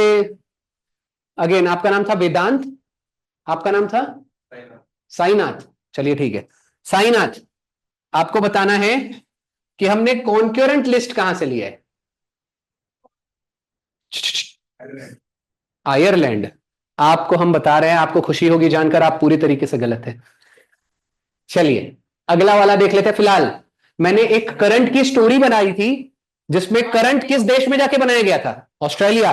करंट कौन बनाता है? अरे स्टोरी में करंट कौन? अदानी। याद है? इलेक्ट्रिसिटी ऑस्ट्रेलिया में जाके बनाया था। अदानी गो बैक उन्होंने कहा, फिर वहां की सरकार आई और बोली कि आपको पता नहीं है आग कैसे लगी। जाने दीजिए, स्टोरी में डीप में जाना अच्छी बात नहीं। आपको फिलहाल याद रखना है कॉन्करेंट कहां से लिया गया है? ऑस्ट्रेलिया। और साईनाथ आपको जान के खुशी नहीं होगी कि आप भी फेल हो चुके हैं, आपको अच्छे से पढ़ने की जरूरत है। सब लोग देखो बेटा, रिकॉल बहुत अच्छे से करो, सोर्सेज याद करना। अगर आप सोर्सेज भूल रहे हो ना, तो आप लोग गलती नहीं कर रहे हो, पाप कर रहे हो। आपको ये भूलना अलाउड ही नहीं है। बहुत अच्छे से अभी भी मैं बता रहा हूं। देखो हमने तरीका क्या याद किया था। ऑस्ट्रेलिया का शॉर्टकट क्या है? AUS। कितने लेटर है? मतलब 3 चीजें। अब देखो ऑस अलग है, ट्रेलिया अलग है। मैंने बोला था ट्रे में, ट्रे का धंधा करूंगा, धंधा मतलब ट्रेड। ट्रेलिया से ट्रेड आ गया, तो हमने ट्रेड एंड कॉमर्स कहां से लिया है? ऑस्ट्रेलिया। ट्रेड एंड कॉमर्स का आर्टिकल है 301। पहली चीज तो ये याद हो गई। अगर मैं ट्रे का धंधा करूंगा, घर वाले करने देंगे? बोलेंगे बेटा कुछ अच्छा चीज करो, क्या बिजनेस कर रहे हो, ट्रे बेच रहे हो? तो उसके लिए क्या होगी? फैमिली में जॉइंट सिटिंग होगी। इसलिए दूसरा चीज क्या आ जाएगा? जॉइंट सिटिंग का आर्टिकल क्या है? 108। ये दूसरी चीज हो गई। और तीसरी चीज जो डायरेक्ट याद करनी थी वो ये था कि अब मैंने आपको अलग से स्टोरी सेपरेट बताया था। अदानी ऑस्ट्रेलिया में गया और अदानी ने वहां पर इलेक्ट्रिसिटी प्रोड्यूस किया। इलेक्ट्रिसिटी मतलब करंट, इसलिए कौन करंट, कौन करंट, कौन करंट लिस्ट। अब संविधान में टोटल 3 लिस्ट है, यूनियन लिस्ट, स्टेट लिस्ट। ये पहले से ही था, बस ये वाला कंसेप्ट हमने कहां से उठाया? ऑस्ट्रेलिया से। चलिए एक काम करते हैं, ये देखो 3 लेटर 3 चीजें। ऑस्ट्रेलिया तो एक बारी में खत्म हो गया। सारी चीज ऐसी कुछ नहीं है, मैंने पहले से ही आपको बता के रखा है। ये मुझे वो अच्छे से नंबर याद नहीं है, 36 या 30, 37 या 38 टोटल इतने सोर्सेज है, जिसमें से 3 तो अभी रटारट बता दिए। अगला वाला देख लेते हैं, रिकॉल करवा रहा हूं। Britain, BRITAIN। कितने लेटर हो गए? 7 लेटर हो गए। अब बी से ब्रिटेन, बी से BCS। B for cameralism. अब देखिए, बाय का मतलब होता है 2, कैमेरल का मतलब होता है हाउस। मतलब भारत में लोकसभा और राज्यसभा ये 2 हाउसेस है। ये हमने कहां से लिया है? ब्रिटेन से। अब याद रखने का तरीका भी देखो, बी से बाइकैमेरलिज्म, बी से ब्रिटेन। अब सी फॉर आ जाएगा कैग। कैग का मतलब क्या हो जाता है? Controller and auditor general of India. CAG का काम क्या है? अकाउंटिंग। अब बेटा जो बैंक में जाना चाहते हैं उनको तो पता ही होगा अकाउंटिंग क्या होता है। बैंक का आपको खाता वाता देखना पड़ेगा, कोई घपला ना करे। तो ये सारी अकाउंटिंग कौन हैंडल करता है? यानी फाइनेंशियल जितनी भी चीजें होती है, फाइनेंशियल सिस्टम जो होता है गवर्नमेंट का, वो कौन देखरेख करता है? कैग। ठीक है। अब बात करते हैं एस। एस मतलब सिंगल सिटीजनशिप। आज तो आपने पढ़ भी लिया, आज आपने स्टार्ट किया सिटीजनशिप। भारत में कैसे सिटीजनशिप चलती है? सिंगल सिटीजनशिप चलती है। और मैंने ड्यूअल का आपको ड्यूअल सिटीजनशिप के एग्जांपल्स दिए थे। A for America, A for Australia. एक हो गया यूके, एक हो गया फ्रांस, ऐसे हो गया स्विट्जरलैंड। चलो एक और याद कर लो, स्पेन। ठीक है, अब तो 6 देश हो गए। अब आगे बात कर लेते हैं BCS। मैंने बोला था चौथा, ये हो गया 1, ये हो गया 2, ये हो गया 3। मैं बोल रहा हूं चौथा याद करने के पहले फिर से आपको आना पड़ेगा नंबर 1 पर। बाइकैमेरलिज्म का मतलब क्या है? 2 हाउसेस। और 2 हाउसेस कहां होते हैं? इसलिए पार्लियामेंट्री सिस्टम। अब मुझे बताइए, कोई भी अगर पार्लियामेंट में बिल पास करना है, उस प्रोसीजर को क्या बोलते हैं? Legislative procedure. ठीक है। अब आपका 6वें नंबर पे क्या आ जाएगा? Rule of law. अच्छा, लेजिस्लेशन का मतलब क्या होता है? कानून बनाना। ठीक है। और ये आपका आ जाएगा रूल ऑफ लॉ। मैं आपको बताना चाहूंगा, ये रूल ऑफ लॉ पर ही आर्टिकल 14 बेस्ड है। अगर जिन्होंने नहीं लिखा होगा ना आज लिख लो। आपका आर्टिकल 14 तो बाद में पढ़ाऊंगा, लेकिन रूल ऑफ लॉ क्या है? ये एक कंसेप्ट है जिस पर हमारा कौन सा आर्टिकल बेस्ड है? आर्टिकल 14 जब हम बना रहे थे तो हमने बनाते वक्त कहीं से तो छापा होगा, तो ये कंसेप्ट का हमने उपयोग किया था आर्टिकल 14 बनाने के लिए। अब आता है आपका आखिरी, वो आ जाएगा रीट्स। और मैंने रीट्स के लिए क्या आपको एग्जांपल दिया है? पावर। रीट्स का मतलब पावर है। मैंने इसका एग्जांपल क्या दिया है? कैसे याद रहेगा? ऐसा कौन सा देश है जिसके नाम में रीट आता है? ब्रिटेन। 6 चीज तो क्रोनोलॉजिकल, मैं वही बता रहा हूं, मेरी तो क्रोनोलॉजी भी डिसाइडेड है। मेरा कभी ये भी फेल नहीं हो सकता। पहला नंबर पे हमेशा बी यानी बाइकैमरलिज्म, दूसरे नंबर पे कैग, तीसरे नंबर पे सिंगल सिटीजनशिप, चौथा याद करने के पहले फिर से पहले नंबर पे आओ। बाइकैमरलिज्म मतलब 2 हाउसेस, और 2 हाउसेस कहां होते हैं? पार्लियामेंट में, इसलिए पार्लियामेंट्री सिस्टम। पार्लियामेंट में बिल पारित करते हैं उसको क्या बोलते हैं? Legislative procedure. और अच्छा एक और चीज, वर्ड ऑफ द डे, जिन आप लोग अपनी इंग्लिश सुधारिए। लेजिस्लेट का मतलब होता है कानून बनाना, लेजिस्लेट करना। लेजिस्लेट का मतलब क्या होता है? कानून बनाना। और जो कानून बनाते हैं उनको बोला जाता है लेजिस्लेटर। लेजिस्लेटर भी बोल सकते हो। लेजिस्लेटर मतलब कानून बनाने वाला। ठीक है, ये आपका क्या हो गया? नाउन हो गया। और लेजिस्लेट करना मतलब ये आपका वर्ब हो गया। ठीक है, वर्ब और नाउन ये सारी चीज इंग्लिश में आपको पता ही होगा। अच्छा एक और चीज, वर्ब पहचानने का सबसे सही तरीका क्या होता है? हर वर्ब में मोस्टली ना लगेगा। दौड़ना, खाना, पीना, भगना, सब में ना लग रहा है। अब आप सारी चीजें जो कर रहे हो, ठीक है, बनाना, पढ़ना, सब में ना लग रहा है, लेकिन ऐसी चीजें होती है कुछ एक्सेप्शन जिसमें ना लगेगा, लेकिन आपका वो वर्ब नहीं होगा। वो एक्सेप्शन मेरे को याद नहीं आ रहा है, मैं तो हमारे सर बताते थे। फिलहाल आगे बढ़ जाते हैं। अभी आपका मैंने ब्रिटेन रिकॉल करा दिया, ऑस्ट्रेलिया रिकॉल करा दिया।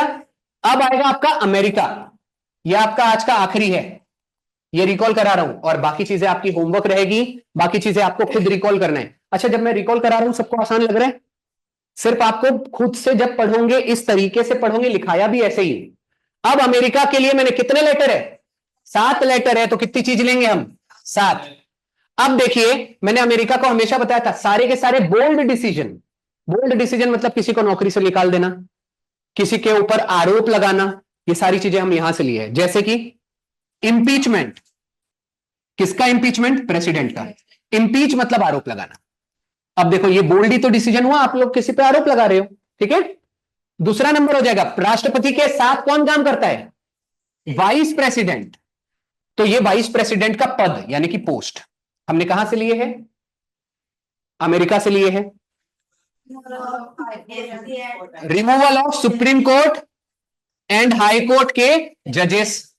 अब देखो, आपने हाई कोर्ट के जजेस को नौकरी से निकाल दिया, रिमूव कर दिया, फिर से बोल्ड डिसीजन हुआ। फिर से देखो मैं बता रहा हूं, राष्ट्रपति पर आरोप लगाना बोल्ड डिसीजन है, उसके अंदर कौन काम करता है? Vice president. हम किसको नौकरी से निकाल रहे हैं? सुप्रीम कोर्ट और हाई कोर्ट के जजेस को। 3 चीजें समझ गई। अब जज कहां पर काम करता है? कोर्ट में। और कोर्ट का मैं बताना चाहूंगा सिनोनिम क्या होता है? ज्यूडिशियरी। ज्यूडिशियरी। वैसे तो मैं बताना चाहूंगा कोर्ट को कोर्ट के अलावा क्या कह सकते हो आप लोग? ज्यूडिशियरी। अब हमारा तीसरा नंबर पे अगर जजेस आ चुका है, तो चौथा नंबर क्या होगा? कोर्ट से रिलेटेड ज्यूडिशियल रिव्यू। 5वें नंबर पे क्या हो जाएगा? Independence of judiciary. Independence of judiciary, इसका आर्टिकल क्या है?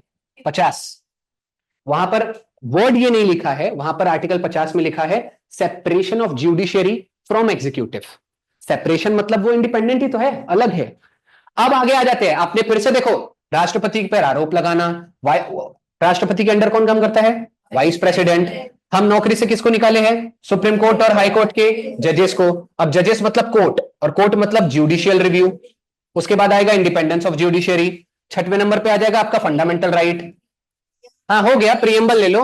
और 7वें नंबर पे हो गया प्रीएम्बल। आप या तो इसको एफपी करो या पीएफ करो। वैसे तो हमने पीएफ याद किया था, पीएफ फंड होता है प्रोविडेंट फंड।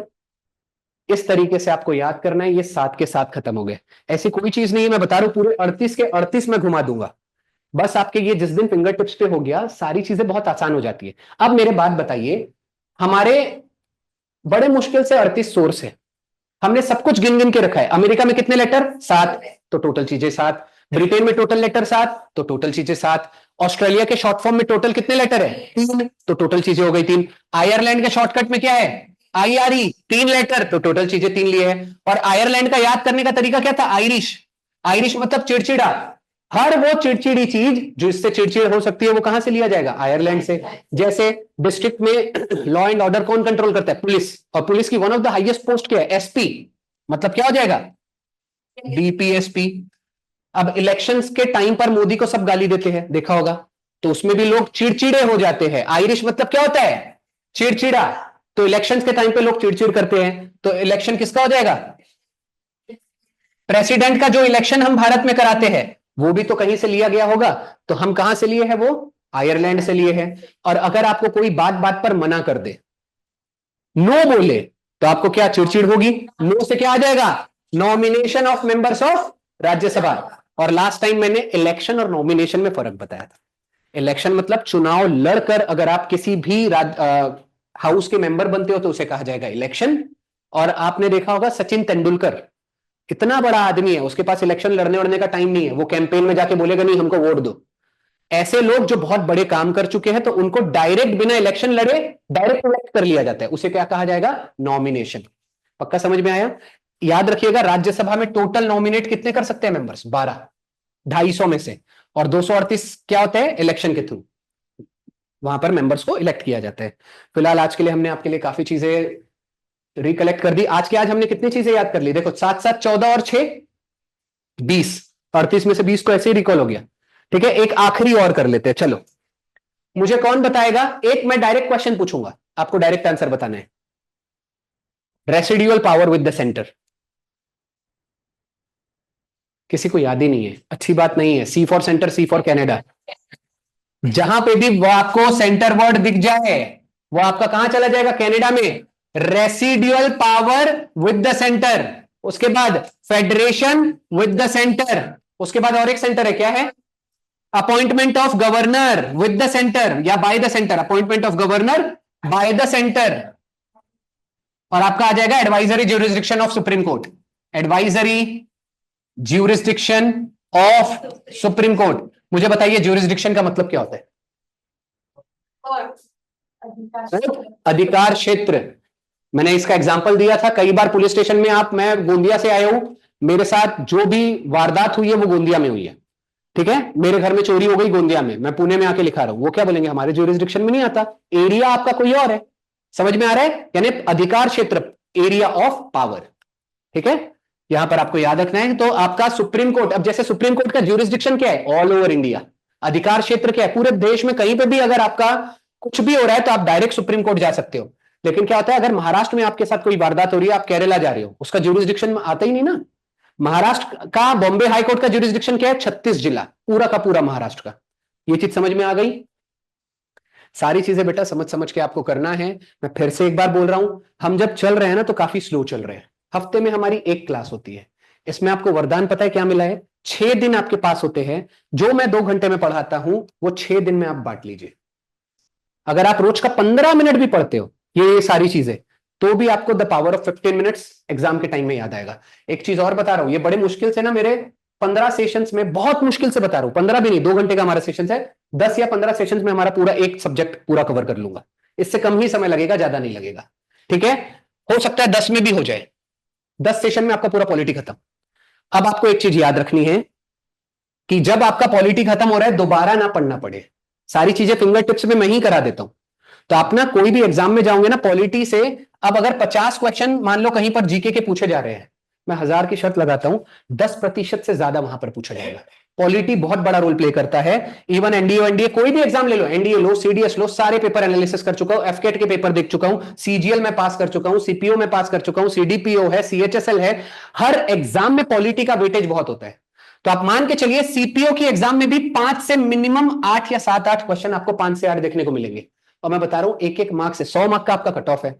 और मैं एक लौता सब्जेक्ट बताता हूं जहां पर अगर 8 क्वेश्चन आए हैं ना, 8 के 8 आप दाग दोगे। एक भी क्वेश्चन पॉलिटी से छूट ही नहीं सकता। अब एक बात बताइए, मैंने आपको पूरे 37 के 38 आपको सोर्सेस के ऊपर कहीं से भी पूछने दो, आपके पास पूरे सोर्सेस हाथ में, बस आपको करना क्या है, उसको रट लेना है। मैंने जो नोट्स दिया है उसको गुट्टी बनाओ, घोलो बेटा और पी लो। इसके अलावा कहीं से नहीं आ सकता। मैं बता रहा हूं एम लक्ष्मीकांत में भी इससे कम चीजें हैं। मैं एग्जाम एनालिसिस करके देखता हूं, जो बुक के बाहर के क्वेश्चन होते हैं वो भी अपने नोट्स में ले लेता हूं। तो एक और बार मैं आग्रह कर रहा हूं, आप सारे लोगों को बता रहा हूं, अच्छे से बस पढ़िए। जीके में कहीं पे भी दिक्कत नहीं होने वाली है। आपके पास मैथ्स के लिए वो हमारे कौन से वो सर थे, मैंने तो उनका पहले भी, उनकी पहले पता है ट्यूशन कहीं और थी, पता है आप लोगों को? नहीं पता है? पल्लव सर, पल्लव सर आपके हाँ मतलब जो भी लकड़ा पुल के आसपास उनका वो था, एक बार मैं उनसे देखने गया था। तो पल्लव सर भी हमारे बिहार से है, और आपको तो पता ही है, मैंने बहुत बार बताया है, कभी किसी से पंगे नहीं लेते, स्पेशली बिहारियों से। तो अगर आपके साथ पल्लव सर है वो भी बहुत अच्छा है। आपको रीजनिंग और कुछ टॉपिक्स आपके मैथ्स के वो कवर करा देते हैं हमारे मुरलीधर सर, वो भी बहुत अच्छा है। तो बस आपको अच्छे से पढ़ना है। और आपको अभी भी मैं बता रहा हूं एक वरदान क्या है। हाँ बेटा, हाँ बेटा, कढ़ी नहीं, कढ़ी नहीं, मेरा दाल वाल सब लेके रख दो, मैं आ जाऊंगा, ठीक है? अच्छा लो, लेके रखो, मैं आता हूँ, ठीक है? हाँ ओके ओके, उसमें हाँ राइस ले लेना, ओके। चलो, क्या बताएं, अब हम यहाँ हैं। आज का मेरा खाना लेट होता है, वरना मैं खाना 7 बजे खा लेता हूँ। चलो ठीक है, फिलहाल क्या बता रहा था, सारी चीजें अच्छे से करिए, अभी भी बता रहा हूं आपके लिए वरदान वाली चीजें। वैसे तो सब जगह फोकस करिए। अब आप यहां आए हो, ट्यूशन लगाए हो, सारी चीजें की हो, तो कोई भी एग्जाम क्यों छोड़ने। फिर भी बोल रहा हूं, जो लोग सीजीएल के प्रिपेयर कर रहे हैं, वन लास्ट टाइम, सीपीओ 1000 गुना ज्यादा आसान है सीजीएल के मुकाबले। सीजीएल पे फोकस करिए, सब कुछ करिए, लेकिन जिनका यहां पर मैथ्स कमजोर है उनके लिए बैकअप प्लान है सीपीओ। दो राय नहीं है। आप अगर सीपीओ में, मैं फिर से बता देता हूं, 50 50 50 50, ये हो गया आपका इंग्लिश, ये हो गया आपका मैथ्स, ये हो गया आपका रीजनिंग, ये आपका हो गया इंग्लिश, टोटल हो गया 2 आवर्स, 2 घंटे की एग्जाम है। अगर ये 50 मैथ्स में आपका कमजोर है, बहुत कमजोर है मान लो, बिल्कुल नहीं कर सकते आप, इसमें कम से कम 10 से 15 मार्क्स ले सकते हो। 10 मार्क, 15 मार्क, 50 क्वेश्चन में। मान लेते हैं किसी, कोई इंसान जिसका बहुत कमजोर है वो 15 मार्क ले लो, जिसका ठीक ठाक है वो 20 से 25 मार्क ले लो, ठीक है? रीजनिंग तो बहुत आसान होता है। रीजनिंग बेटा 50 में, मैं आज, अब मेरी छूट चुकी है आदत, फिर भी मैं बोल रहा हूं, मेरे पास अच्छा खासा समय है, मेरा आदत छूट गया, मैं कुछ रिकॉल नहीं करूंगा, तो भी मैं 40 ले सकता हूं। तो आप तो प्रिपरेशन कर रहे हैं, आप लोग प्रिपरेशन कर रहे हैं, आपके पास कोई और काम ही नहीं होना चाहिए, दिन रात रीजनिंग सॉल्व करो। मैं बोल रहा हूं चलो मिनिमम मान लेते हैं 40, इससे नीचे मान लेते हैं, ठीक है? कि कुछ चीजें बहुत कठिन है, बहुत टाइम कंज्यूमिंग था, नहीं हुआ। 40 मार्क आप यहां ले सकते हो। मैं ना फिजिबल स्कोर बता रहा हूं, डुएबल, जो आप कर सकते हो। मान लेते हैं कमजोर है आप, इससे और कम कितना लोगे? 10 लोगे, एकदम कम कम बता रहा हूं। 40 और 10 कितना हो गया? 50। आपका कट ऑफ ही 100 मार्क का है। अब बचा है 50 और आपके पास क्वेश्चन बचे हैं 100। अब देखिए, इंग्लिश बेटा दही चिल्लर होता है, इससे ज्यादा चिल्लर चीज ही नहीं है। सीधा 5 मार्क का आपको एक्टिव पैसिव पूछते हैं, सीधा 5 मार्क का आपको डायरेक्ट इनडायरेक्ट पूछते हैं, direct speech indirect speech, 5 mark का आपको डायरेक्ट दे दिया जाता है, फिल इन द ब्लैंक्स। आपके पास कोई और काम ही नहीं होना चाहिए, दिन रात इंग्लिश को घोट के फट डालो, आपके पास कोई और काम नहीं होना चाहिए। और मैं अभी भी बता रहा हूं, ब्रह्मास्त्र वाली बुक, जिसको इंग्लिश से डर लगता है, ब्लैक बुक ऑफ इंग्लिश 100 बार बताया है। ब्लैक बुक ऑफ इंग्लिश को पढ़ने का भी तरीका बताया है। पहले top 100 synonym, top 100 antonym, top 200 item, top 200 one word substitution, top 200 items and phrases, और टॉप 100 इसके अंदर एंटोनिम एंड सिनोनिम का पेज अलग से दिए हैं।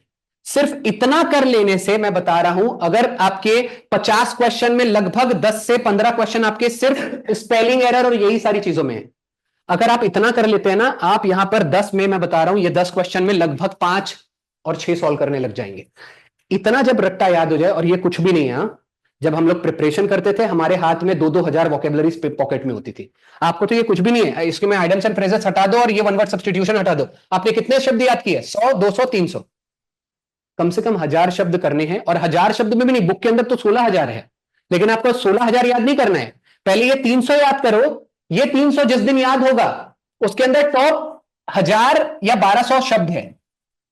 इस 1200 शब्द में पूरे 1200 याद नहीं करने हैं, उसके अंदर ना उसने हाईलाइट करके रखा है डार्क ब्लैक कलर, और वहां पर लिखा है 3 बार पूछा है, 5 बार पूछा है, 7 बार पूछा है। केवल टॉप 1000 में छाट लो, बड़े मुश्किल से 200-250 और निकलेंगे। उसके बाद आप पेपर सॉल्व करना चालू करो, फिर देखो आपको कैसे नहीं जमता। ये है बेटा ब्रह्मास्त्र वाली चीज, ये है आपका एकदम best strategy to crack any exam, specially SSC. SSC crack करना इसलिए भी आसान है, सारी एग्जाम्स ले लो आप, उसमें रिपीटेशंस बहुत होते हैं, आपके क्वेश्चन रिपीट ही मारते हैं। तो मैं ना बहुत आसानी से स्कोर इसलिए कर लेता था कि वो ब्लैक बुक को मैंने चाट लिया था। पिछले 25 साल के क्वेश्चन मेरे पास हमारे सर ने क्या दिया था हमको, 25 साल का पीडीएफ बना के दे दिया था। अब मैं एक चीज में बहुत अच्छा था, अगर मैं रीजनिंग कर रहा हूं तो वो बहुत आसान है, उसमें कोई फॉर्मूला नहीं है, तो वो मैंने बहुत अच्छे से कर लिया था। रटने में तो मेरी कोई जवाब ही नहीं है, रट्टाफिकेशन वाली जगह मैं बहुत अच्छे से रट भी लेता हूं, समझने वाली जगह मैं समझ भी लेता हूं। मैं वही बोल रहा था, जब तक क्रिकेट खेला 7 साल मैंने बुक को नहीं छुआ, और जब से बुक को छुआ हूं पिछले 7 सालों से, जब से पढ़ाई कर रहा हूं तब से बल्ले को नहीं छुआ। इतना डेडिकेशन आपको देना ही पड़ेगा। कोई एक चीज कर रहे हो पूरी शिद्दत से करो, there is no left no right, सिर्फ आपका लेजर लाइक फोकस होना चाहिए, सिर्फ आपको एग्जाम्स देखनी चाहिए। ठीक है, सारी चीज अच्छे से पढ़िए। अब बहुत ज्यादा फिलोसॉफी हो गई। शाहरुख खान ने एक बार बोला था, don't become philosopher until you become rich and I am rich but I am poor. But still आपको ये याद रखना है कि अच्छी सारी चीजें करो और सीपीओ निकलेगा ही निकलेगा। मेरे को यहाँ 2-4 लोग, और आपका प्रिंस, जैसे मेरे को अभी तक प्रिंस बोला है, उसका मैथ्स इजी है, सीपीओ बेटा हद से ज्यादा इजी है। आपका इंग्लिश कैसा है? एवरेज है। एवरेज से बेटा इजी से एवरेज बनना ना बहुत आसान है। अगर आपका एवरेज है और आप लोगों का बहुत पुअर है, एवरेज आप 1 महीने में कर लोगे। एवरेज से एक्सपर्ट बनने में बहुत दिक्कत होती है। एवरेज का मतलब क्या है? 25-30 मार्क्स लेना, ये एवरेज होता है 50 में, ये एवरेज है। अब क्या होता है, यहां से 1-1, 2-2 मार्क बढ़ाने के लिए आपको 1-1 महीने की मेहनत लग जाएगी। हो सकता है आप लगातार 6 महीने पढ़ो तो हर महीने में 1 से 2 मार्क की इंप्रूवमेंट होगी, तो ये 25 से 12 क्वेश्चन का इंप्रूवमेंट हुआ है। 10 से 12 मतलब 37 तक पहुंच गए, मोर देन इनफ है। 25 तक पहुंचना बहुत ज्यादा आसान है। 25 तक पहुंचने के लिए केवल इतना ही तो रटना है। और आपको डेली एक और चीज बता रहा हूं इंग्लिश के लिए, daily 5 fill in the blank solve किया करो। कितने fill in the blank solve करने? 5। और डेली 5 एरर डिटेक्शन सॉल्व किया करो। मैं बताऊं, आपको किसी टीचर की जरूरत नहीं है। अगर आप daily 5 fill in the blank solve कर रहे हो और जो गलत हो रहा है उसका वहीं पर जो रूल है वो लिखो और अगले दिन रिकॉल करो। समझ में आ रहा है? 3 महीना 2 महीना लगातार कंसिस्टेंटली ये करके देखिए, आपका स्कोर ड्रास्टिकली इंप्रूव होगा और एग्जाम निकल जाएगी। लोगों को एक्चुअल में पता ही नहीं है कि एग्जाम निकाली कैसे जाती है, अंधाधुन पढ़ते हैं, अंधाधुन पढ़ रहे हैं। अरे पढ़ने से अगर एग्जाम निकल जाती ना बेटा, हर तीसरे घर से आईपीएस ऑफिसर ही निकलता। पूरा पुणे पढ़ रहा है। पुणे में एक बार आप जाइए, सदाशिव पेट में लाइब्रेरी में हजारों बच्चे मिल जाएंगे। हजारों का मतलब 1-2 हजार नहीं, 10,000, 5,000। वहां इतनी लाइब्रेरी है। हमारे एक लाइब्रेरी में 400-400, 500-500 बच्चे बढ़ जाते हैं। स्कॉलर लाइब्रेरी में जाके देखिएगा 350 की स्ट्रेंथ है स्कॉलर लाइब्रेरी, जबकि ये मिड वाला रेंज बता रहा हूं मैं। आपके वहां पर बहुत सारी लाइब्रेरी मिलेगी जहां 300, 500 की कैपेसिटी है और 20 ठो लाइब्रेरी है। एक गली में 10 लाइब्रेरी, 5 लाइब्रेरी। सोच के देखिए 5-6 हजार बच्चे वहीं मिल जाएंगे। और पोस्ट कितनी निकलती है आपकी? 500 भी नहीं, बहुत बार इधर उधर। हाँ, रेलवे की पोस्ट बहुत निकलती है। रेलवे की इस बार आपकी एग्जाम आने वाली है, बहुत लिमिटेड टाइम होता है। लास्ट टाइम 2021 में एग्जाम हुई थी और अब आपकी आ गई है 2025 में। 4 साल का गैप है। उसके पहले कब हुई थी? 2016 में। ठीक है, तो 4-4, 5-5 साल का गैप आता है। और रेलवे एनटीपीसी में ना ये ब्रह्मास्त्र होता है, जो लोग एवरेज है ना वो भी निकल जाते हैं। तो आप लोग बस थोड़ा सा पुश करो, हल्का सा अच्छे से पढ़ लो, रेलवे में निकल जाओगे। एक सबसे बड़ी बात बताता हूं बेटा, आपका 8-10 हो चुका है, आप लोगों को बहुत जल्दी से आपको जाना होगा, काफी लोग दूर से होंगे। फिलहाल आज हमको यहीं रुकना चाहिए। आपका दिन शुभमय हो। धन्यवाद। चलिए, बाकी चीजें अगली बार मैं बताऊंगा क्या कैसे करना है। ओके।